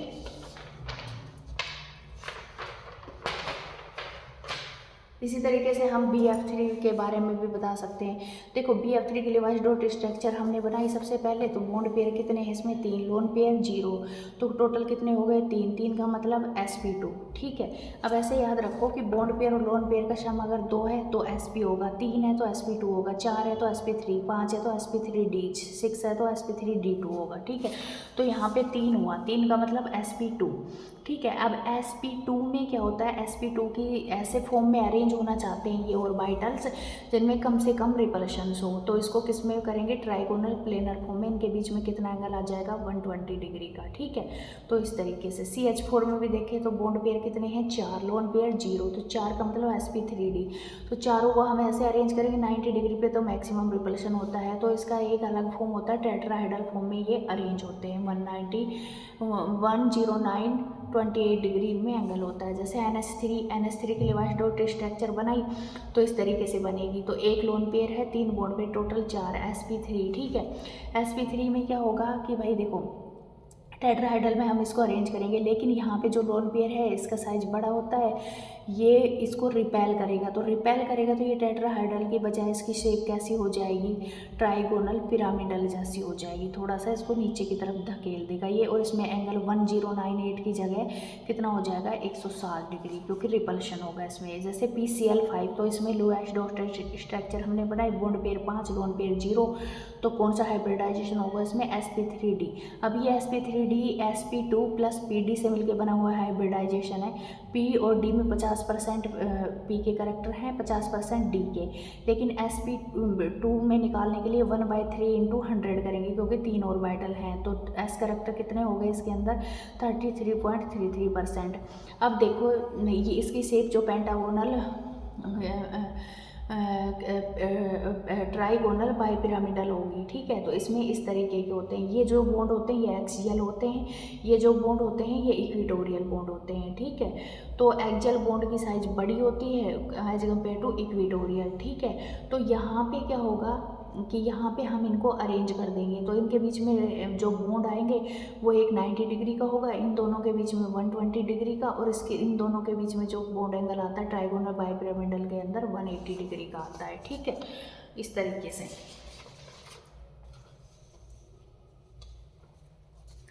इसी तरीके से हम SF6 में निकालें तो बॉन्ड पेयर 6 हो गया, लोन पेयर 0, sp3d2 हो गया, और ये ऑक्टाहेड्रल या स्क्वायर बाइपिरामिडल स्ट्रक्चर बनाता है, क्योंकि 2 पिरामिडल ऊपर नीचे बनेंगे इसके अंदर, और आल बॉन्ड्स लेंथ क्या होगी सेम होती है इसके अंदर। SF4 की बात करें तो इसमें 4 बॉन्ड पेयर है, 2 लोन पेयर हैं, 1 लोन पेयर है, तो 5 sp3d, तो इसमें क्या होगा एक लोन पेयर के थ्रू क्या होगा कि रिपल्शन क्रिएट होगा, तो उसको वहाँ पे ऐसे तो देखो sp3d के ट्राइगोनल बाइपिरामिडल, लेकिन इसमें क्या होगा कि लोन पेयर को वहाँ रखा जाएगा जब मिनिमम रिपल्शन होता है, तो इसको हम कहाँ रखेंगे इक्वेटोरियल पोजीशन पे, तो इसकी शेप कैसी हो जाएगी सीसा। ठीक है, ClF3 में भी बॉन्ड पेयर कितने हैं 3, लोन पेयर 2 हैं, तो है तो शेप इसकी कैसी होनी चाहिए ट्राइगोनल बाइपिरामिडल, लेकिन यहाँ पे क्या है 2 लोन पेयर है, तो इसको किस पोजीशन पे रखेंगे इक्वेटोरियल पोजीशन पे। ठीक है, क्योंकि यहाँ पे परसेंटेज गैस करेक्टर ज़्यादा होते हैं, न्यूक्लियस के पास होंगे, तो मैक्सिमम मिनिमम रिपल्शन क्रिएट होगा। तो ये ना क्या करेंगे, वैसे तो इसके लग रहा है टी शेप जैसी होती है, NCERT में टी शेप दे रखा है, लेकिन इन लिए लोन पेयर रिपल्शन करते हैं, इसको इधर ढकेलेंगे, इस बॉन्ड को इधर ढकेलेंगे, क्योंकि डिस्टोर्टेड टी शेप आती है। ठीक है, BRF5 की बात करें तो यहाँ पे लोन पेयर कितने होंगे 1, और सिग्मा बॉन्ड कितने फॉर्मेशन हो रहे हैं 5, तो टोटल 6, sp3d2 स्क्वायर पिरामिडल बन जाएगा ये। ठीक है, स्क्वायर पिरामिडल कैसे बनेगा, क्योंकि ये लोन पेयर यहाँ पे होना तो चाहिए ऑक्टाहेड्रल, लेकिन यहाँ पे ये लोन पेयर हमने इधर रखा। ठीक है, और यहाँ पे ये क्या हो गया पिरामिडल बन रहा है, स्क्वायर के साथ साथ पिरामिडल बन रहा है, तो ये हो गया स्क्वायर पिरामिडल। ठीक है, स्क्वायर पिरामिडल हो गया। ठीक, अब SO2 के स्ट्रक्चर ये होती है कि तो कितने बॉन्ड सिग्मा बॉन्ड 2 और कितने लोन पेयर 1, तो क्या होगा sp2 का मतलब क्या होता है भाई, sp2 का मतलब ट्राइगोनल प्लेनर। ठीक है, ट्राइगोनल प्लेनर में क्या होता है कि भाई ट्राइगोनल प्लेनर के अंदर एक क्या होता है बॉन्ड पेयर है इसके अंदर, लोन पेयर है। तो ठीक है, ये तो दो बॉन्ड पेयर हो गए, ये इसको लोन पेयर से दिखाएंगे हम। तो ये क्या करता है, लोन पेयर इसको दबा देता है, ठीक है। तो ये वी शेप या बेंड शेप में कन्वर्ट हो जाता है, ठीक है। इसी तरह XeO4 में देखें तो सिग्मा बॉन्ड 4, लोन पेयर कितने, 2, तो टोटल 6 sp3d2। तो ये कैसी शेप होगी इसकी, स्क्वायर प्लेनर, क्योंकि 2 क्या है, लोन पेयर हैं और 4 क्या है, बॉन्ड पेयर है। तो लोन पेयर ज्योमेट्री में कैलकुलेट नहीं होते हैं, ठीक है। तो इस तरीके से हमने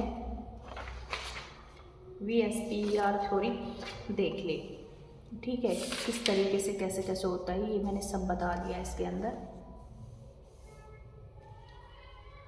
ठीक। ये H2O का बैंड शेप, सीसो, टी शेप, ये सारी हमने देख ली, इसके सारे एग्जांपल्स करा दिए मैंने। NH3 का सब करा दिया कि भाई रिपल्शन करेगा, ये बैंड होता है, यहाँ पे रखा जाता है मोर स्टेबल इक्वेटोरियल पे, ठीक है। ये सब बता दिया है, ClF3 वगैरह के बारे में सब बता दिया है यहाँ पे, ठीक है।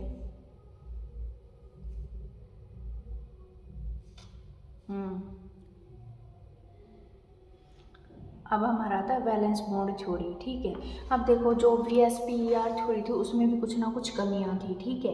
कुछ ना कुछ क्या थी, कमियां थी। और लिवाइस हमारे शेप के बारे में नहीं बता रहा था तो और इसी तरह से VSP theory gives the geometry of simple molecule, but theoretically ये कोई एक्सप्लेनेशन नहीं दे रहा था इसके बारे में कि भाई ऐसा क्यों होता है, ऐसा क्यों होता है।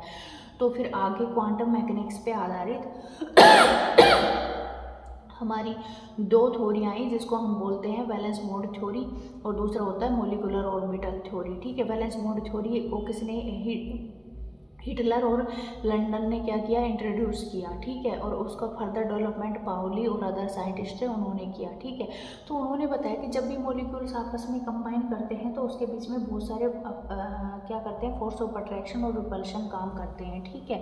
उन्होंने कहा कि देखो, मानो consider 2 hydrogen atom A and B approaching each other having nuclei Na and Nb and electrons present in them are represented by Ea and Eb. When the two atoms are at large distance from each other, there is no interaction between them, ठीक है।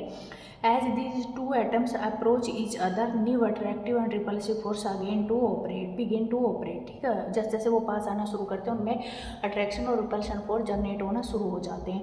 Attractive force arises between nucleus of one atom and it is oven electrons, that is एक nucleus के और electrons के बीच में क्या होता है, अट्रैक्शन फोर्स होता है। इसी तरह दूसरे न्यूक्लियस और इलेक्ट्रॉन्स के बीच में भी अट्रैक्शन फोर्स होता है।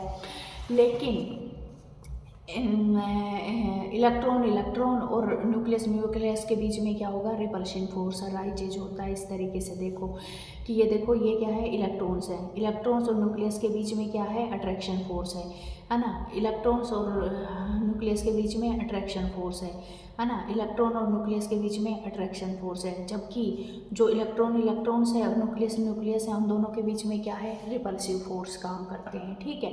तो क्या होता है, इन्होंने क्या बताया कि जब तक मतलब मॉलिक्यूल्स एक दूसरे से दूर दूर हैं, कोई अट्रैक्शन नहीं है उनके बीच में, तो उनकी जो पोटेंशियल, उन्होंने एक ग्राफ बताया एनर्जी और किसके बीच में, इंटरन्यूक्लियर डिस्टेंस के बीच में, ठीक है। तो उन्होंने क्या बताया कि जब जब मॉलिक्यूल्स दूर हैं, उनके बीच में कोई अट्रैक्शन रिपल्सिव फोर्स काम नहीं कर रहा, तो वहाँ पे पोटेंशियल एनर्जी जीरो होती है। अब वो धीरे धीरे पास आना शुरू करते हैं, ठीक है। उसमें अट्रैक्शन थोड़ा थोड़ा बढ़ना शुरू होता है, ठीक है। तो जैसे जैसे अट्रैक्शन बढ़ता है तो एक पॉइंट ऐसा आता है जहाँ पे मैक्सिमम एनर्जी हो जाती है उनकी, ठीक है। अगर इससे ज़्यादा मतलब जैसे किसी की स्पेस में अगर हम बहुत अच्छे हम दोस्त हैं, ठीक है, वो अपनी स्पेस में है, वो अपनी स्पेस में है, ठीक है। मान लो ऐसे समझो कि एक दूसरे को हम जानते ही नहीं, तो ना ही इंट्रैक्शन ना ही रिपल्शन, तो वहाँ पर पोटेंशियल एनर्जी क्या होगी, हमारी जीरो होगी।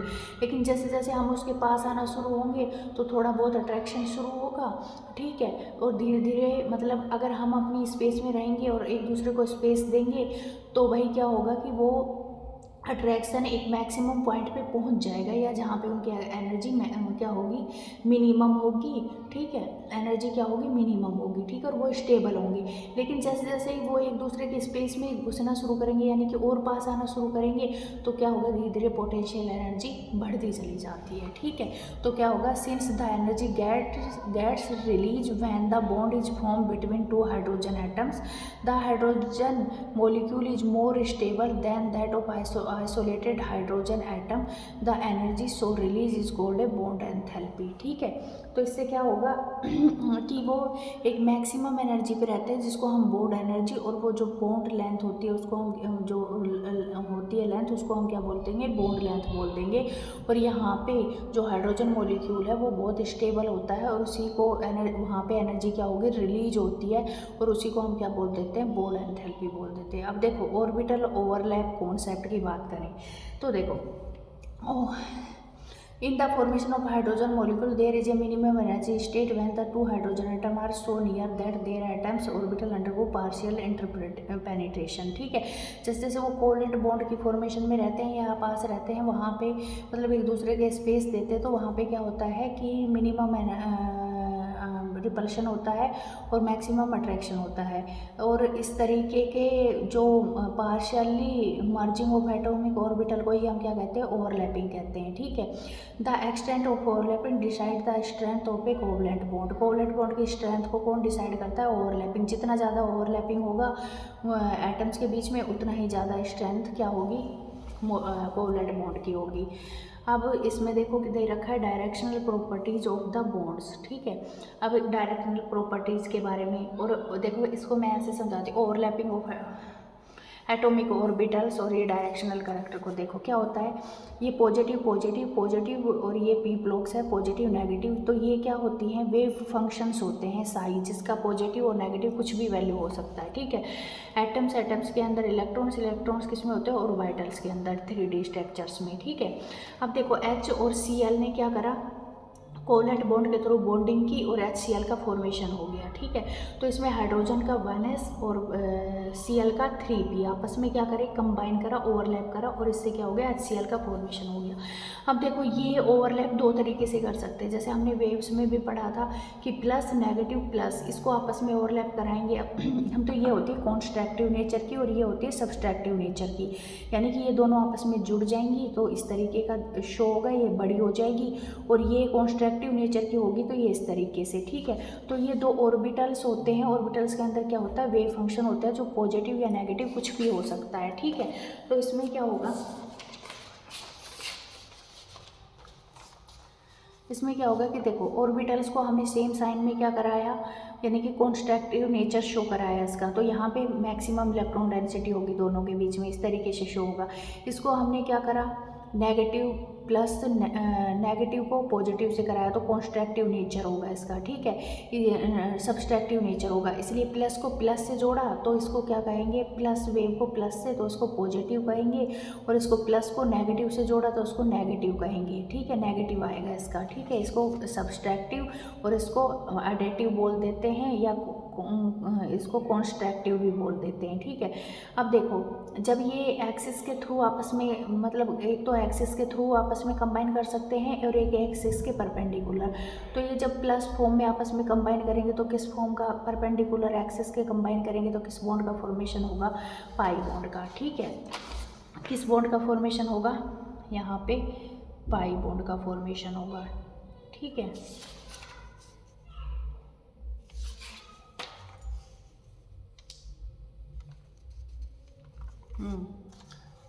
अब देखो ओवरलैप में क्या होता है कि इंटरमिक्सिंग दो तरीके से हो सकती है, अलोंग द इंटरन्यूक्लियर एक्सिस और साइडवेज ओवरलैपिंग, ठीक है।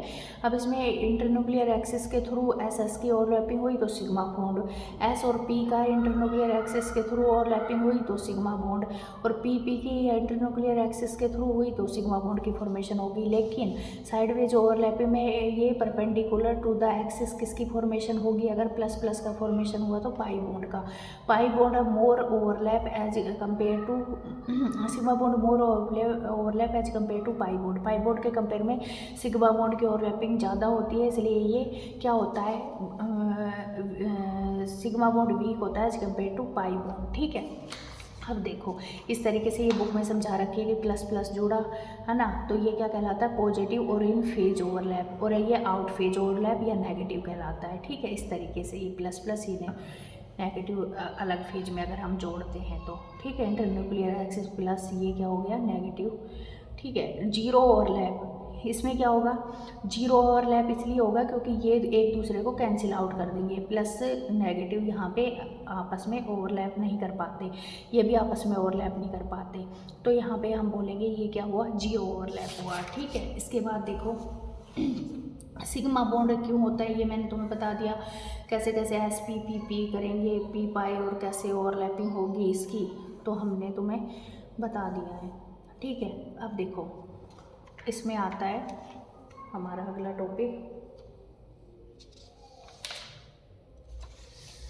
थोड़ा सा इसमें ओवरलैप के बारे में हो गया। ठीक,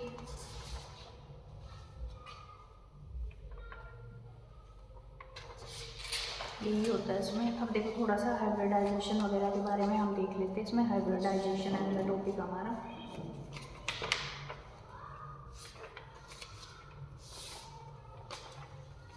देखो इसमें क्या होता है कि देखो CH4 मॉलिक्यूल्स है। ठीक है, तो इसमें क्या होगा कि ये हमने बना दिया है इसका स्ट्रक्चर, टेट्राहाइड्रल 4 बॉन्ड्स होंगे इसमें।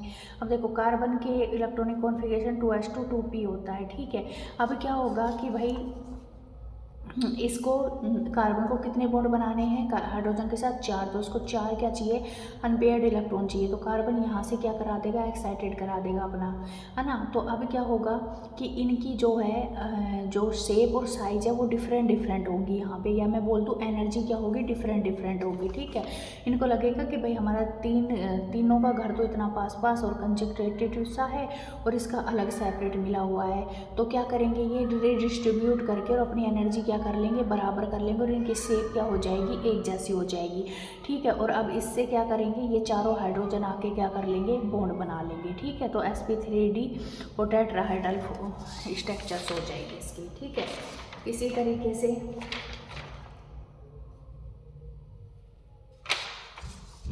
इसमें हम हाइब्रिडाइजेशन भाई कई तरीके का होता है, sp sp2 sp3 sp3d जैसे हमने पढ़ा था। ठीक है, तो ये सब इसमें बता रखा है जो हम कर सकते हैं। ठीक है, और मैंने बता भी दिया BCl3 और इसमें कैसे कैसे होता है। ठीक है, अब ये थोड़ा सा देख लेते हैं C2H6 मॉलिक्यूल में कैसे होता है। देखो C2H6 में जो हमने बचपन में 10th में स्ट्रक्चर पढ़ी थी उसको बना लो। ठीक है, इसमें कितने सिग्मा बॉन्ड है, 4, तो 4 का मतलब sp3। ठीक है, तो इसको कैसे शो करेंगे हम कि भाई ये sp3 फॉर्म में ये कैसे अरेंज होगा, sp3 में इस फॉर्म में। ठीक है, तो देखो बोर्ड पेयर 4 लोन पेयर 0, तो sp3d में क्या होगा कि ये अपने कार्बन कार्बन आपस में क्या करेंगे, एक इलेक्ट्रॉन का शेयर करके ये सिग्मा बॉन्ड का फॉर्मेशन करेंगे और ये 3 बॉन्ड के साथ हाइड्रोजन बॉन्ड बना लेंगे। ठीक है, तो इस तरीके से इसकी स्ट्रक्चर्स हो जाएगी। C2H4 में भी इस तरीके का स्ट्रक्चर्स होता है इसका। ठीक है, बॉन्ड पेयर कितने होंगे इसके अंदर, 3 है ना, 3 बॉन्ड पेयर होते हैं। लोन पेयर 0 sp2 में मतलब एक तो इनके बीच में सिग्मा बॉन्ड। ठीक है, 2 हाइड्रोजन ने बना लिया। अब इसमें देखो sp2 ऑर्बिटल्स काम में आए, यानी कि p के 2 ही ऑर्बिटल काम में आए, तो एक p का क्या होगा, खाली होगा। ठीक है, वो क्या करेगा यहाँ पे इस p के साथ, इस कार्बन के p के साथ पाई बॉन्ड का फॉर्मेशन कर लेगा। इसी तरह से C2H2 में हाइब्रिडाइजेशन sp, तो 2 p खाली होंगे जो 2 पाई बॉन्ड का फॉर्मेशन करेंगे इसके अंदर, और क्या हो जाएगा, ये एक सिग्मा बॉन्ड का फॉर्मेशन होता है। इस तरीके से इनकी स्ट्रक्चर्स होती है। ये स्ट्रक्चर बनाओ लुईस स्ट्रक्चर के थ्रू और इसका हाइब्रिडाइजेशन पता चल जाता है, और इससे हम क्या बना सकते हैं, इनकी स्ट्रक्चर्स फॉर्म कर सकते हैं। ठीक है, तो यही है।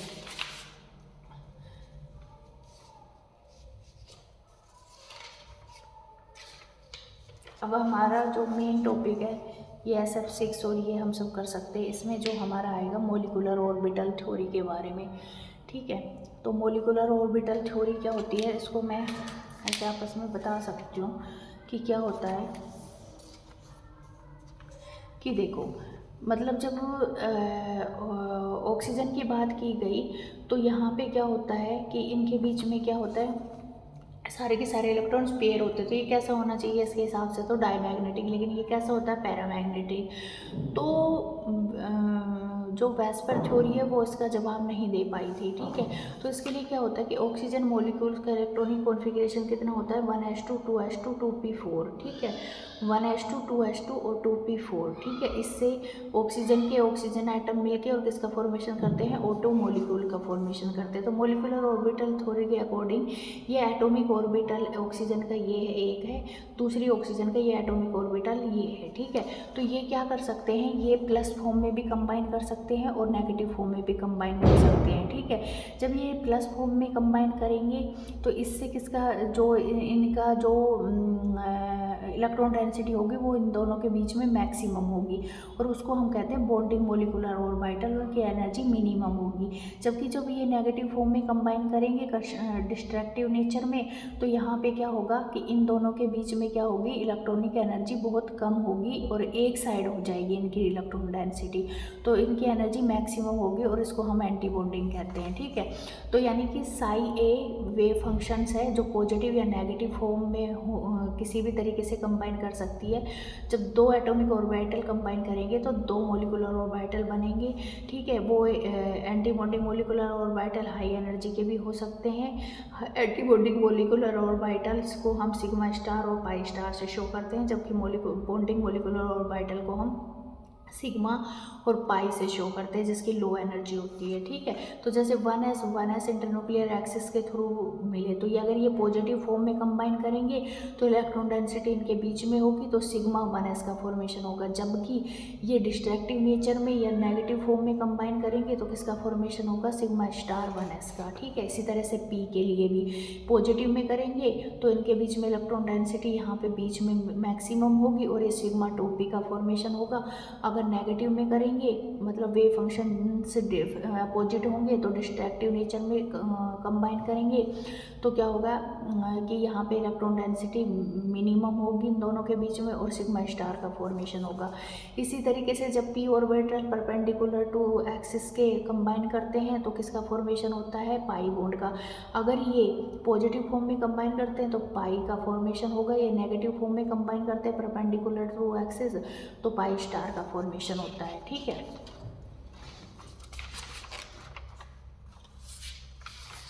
अब देखो यहाँ पे क्या होती है, इनके कुछ एनर्जी का दिया गया है, किस तरीके से क्या एनर्जी का डिस्ट्रीब्यूशन होता है इसमें। तो देखो सबसे पहले जो एनर्जी होती है सबसे कम 1s की, फिर सिग्मा स्टार 1s की, फिर सिग्मा 2s की, फिर सिग्मा स्टार 2s की, फिर क्या होता है इसके अंदर सिग्मा 2p जेड होता है ना। फिर क्या होता है ये पाई 2p x और पाई 2p y होगा, फिर पाई 2p pi star 2p y और पाई स्टार 2p x होगा और ये सिग्मा स्टार 2p जेड होगा, ठीक है। अब देखो ऑक्सीजन, ठीक है, ऑक्सीजन के अंदर कितने टोटल इलेक्ट्रॉन होते हैं 16, तो हम 16 इलेक्ट्रॉन भरना शुरू करते हैं, 2 2 4 2 6 2 8 2 10 और एक एक इसमें जाएगा, फिर पेयरिंग होगी 10 2 12 2 14 और एक पहले इसमें जाएगा, पहले इसमें जाएगा क्योंकि दोनों डीजनरेट है। डीजनरेट का मतलब कि इक्वल एनर्जी है, तो इसके पास क्या हो गया, अनपेयर्ड इलेक्ट्रॉन्स है ना। जबकि वैसे क्या लग रहा था कि भाई ऑक्सीजन क्या होना चाहिए, डाईमैग्नेटिक होना चाहिए, बस एक्चुअल में यह है अनपेयर्ड इलेक्ट्रॉन की वजह से क्या होता है पैरामैग्नेटिक। इसी तरीके से क्या होगा, इसका बॉन्ड ऑर्डर निकालो तो bonding molecular orbital minus anti bonding हुआ ना। तो बॉन्डिंग में कितने हैं 2 2 4 2 6 और 6 2 8 2 10 और एंटी बॉन्डिंग में 1 2 3 4 5 6, तो कितना आ जाएगा बॉन्ड ऑर्डर 2, इसलिए ऑक्सीजन ऑक्सीजन के बीच में कितना होता है डबल बॉन्ड, ठीक है। अब देखो बॉन्ड ऑर्डर कोई निकालना चाहे, ठीक है। अब इसमें एक चीज़ और है इसके अंदर कि ये तो है ऑक्सीजन के नाइट्रोजन के बाद वाले एलिमेंट्स के लिए, लेकिन इसमें क्या होता है, इसमें sp मिक्सिंग नहीं होती है ऑक्सीजन से बाद वालों में, ठीक है, ऑक्सीजन से लेकर बाद वालों में। जबकि इसमें क्या होती है नाइट्रोजन तक s और p की एनर्जी में बहुत कम डिफरेंस होता है, इसलिए इनमें sp मिक्सिंग हो जाती है। तो इसीलिए इनमें क्या होगा सबसे पहले इसमें तो क्या होगा कि भाई जैसे यहाँ पे हो गया sigma 2s sigma star 2s, तो यहाँ पे पाई पहले होगा, ठीक है, sp मिक्सिंग की वजह से। जबकि इसमें क्या होगा जेड पहले होगा, ठीक है, सिग्मा 2p जेड पहले आता है, ठीक है। बस यही डिफरेंस होता है इसमें, ठीक है। अब बॉन्ड ऑर्डर की अगर हम बात करें कि भाई ऐसे कैसे निकालेंगे हम, तो याद रखो जिसमें 14 इलेक्ट्रॉन्स होते हैं उसका बॉन्ड ऑर्डर याद करो 3 होता है। ठीक है, इसके लेफ्ट या राइट साइड जाओ तो हाफ हाफ कम करते चले जाओ। ठीक है, जैसे कि ऑक्सीजन, ठीक है, ऑक्सीजन में कितने इलेक्ट्रॉन है 16, तो इसका बॉन्ड ऑर्डर कितना होगा, 16 का कितना है 2। O2 प्लस में कितने हैं 15, तो 15 का 2.5 होगा। O2 माइनस में कितने हैं 17, 17 में कितना होता है 1.5 होगा। O2 माइनस 2 में 18, तो कितना होगा 1 होगा। O2 प्लस 2 में 14 इलेक्ट्रॉन्स है तो कितना होगा इसका 3 होगा। ठीक है, अब देखो बॉन्ड ऑर्डर इंक्रीज होगा, इसका मतलब क्या है, बॉन्ड स्ट्रेंथ भी इंक्रीज होगी और बॉन्ड की स्टेबिलिटी भी बढ़ेगी। ठीक है, अगर बॉन्ड ऑर्डर इंक्रीज हो रहा है तो बॉन्ड लेंथ क्या होगी, डिक्रीज होगी। ये इनवर्सली प्रोपोर्शनल होती है एक दूसरे के। ठीक है, तो ये था हमारा मोलिकुलर और बायोनाइटल थ्योरी। ठीक है, इस तरीके से ये मैंने शॉर्ट में थोड़ा समझा दिया है। अब देखो एक होता है हाइड्रोजन बॉन्डिंग। हाइड्रोजन बॉन्डिंग जब भी हाइड्रोजन मोर इलेक्ट्रोनेगेटिव एटम से, जैसे कि नाइट्रोजन, ऑक्सीजन और fluorine are the highly electronegative elements होते हैं, when they are attached to a hydrogen atom to form covalent bond. ठीक है, the electrons of the covalent bond are shifted towards the more electronegative atom. ठीक है, this partially positively charge hydrogen atom form a bond with the other more electronegative atom. This bond is known as hydrogen bond and is weaker than the covalent bond. ठीक है, hydrogen bond की जो strength है covalent bond से week होती है। ठीक है, for example in HF molecule the hydrogen bond exists between hydrogen atom of one molecule and fluorine atom of other molecule as depicted below. ठीक है, तो हाइड्रोजन पे पॉजिटिव चार्ज, फ्लोरीन पे नेगेटिव चार्ज, इस तरीके से हाइड्रोजन बॉन्ड का formation होता है मोर इलेक्ट्रोनेगेटिव एटम से, है ना। Here hydrogen bond act as a bridge between two atoms which hold one atom by covalent bond and the other by hydrogen bond. ठीक है, हाइड्रोजन बॉन्ड एक ब्रिज की तरह काम करता है जब जिसमें दो एटम एक हाइड्रोजन बॉन्ड के थ्रू जुड़ा होता है और एक किसके थ्रू, कोवलेंट बॉन्ड के through. Hydrogen bond is represented by dotted line. ठीक है, इस तरीके से डॉटेड लाइन से शुरू होता है। ठीक है, this hydrogen bond can be defined as the attractive force which binds hydrogen atom of one molecule with the electronegative atom. यानी कि हाइड्रोजन बॉन्ड हाइड्रोजन को मोर इलेक्ट्रोनेगेटिव एटम से बाइंड करने वाला फोर्स होता है। ठीक है, अब होता है cause of formation of hydrogen bonds. When hydrogen is bonded to strongly electronegative atom X, the electron pair shared between the two atoms move far away from hydrogen atoms.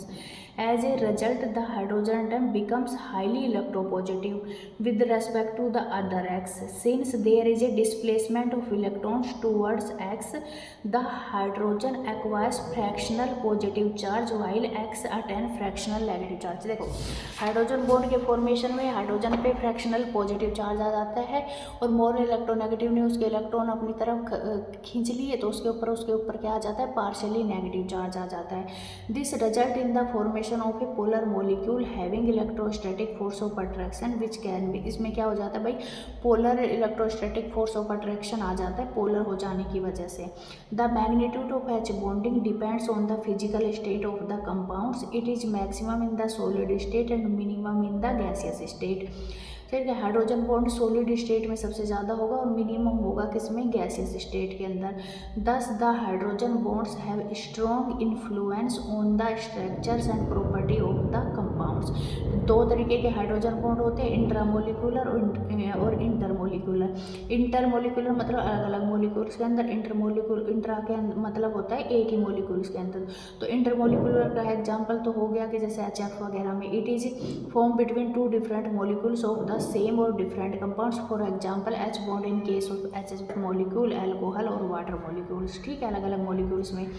जबकि intramolecular hydrogen bond it is form when hydrogen atom is in between the two highly electronegative FO या nitrogen है किसी भी एक ही molecules के अंदर और उसमें हाइड्रोजन भी है, तो उनके बीच में क्या बन जाता है, हाइड्रोजन। जैसे ऑर्थो नाइट्रोफिनोल होती है, ये है ऑर्थो नाइट्रो, ऑर्थो पे नाइट्रो लगा हुआ है, इस पे क्या लगा हुआ है, फिनोल, OH।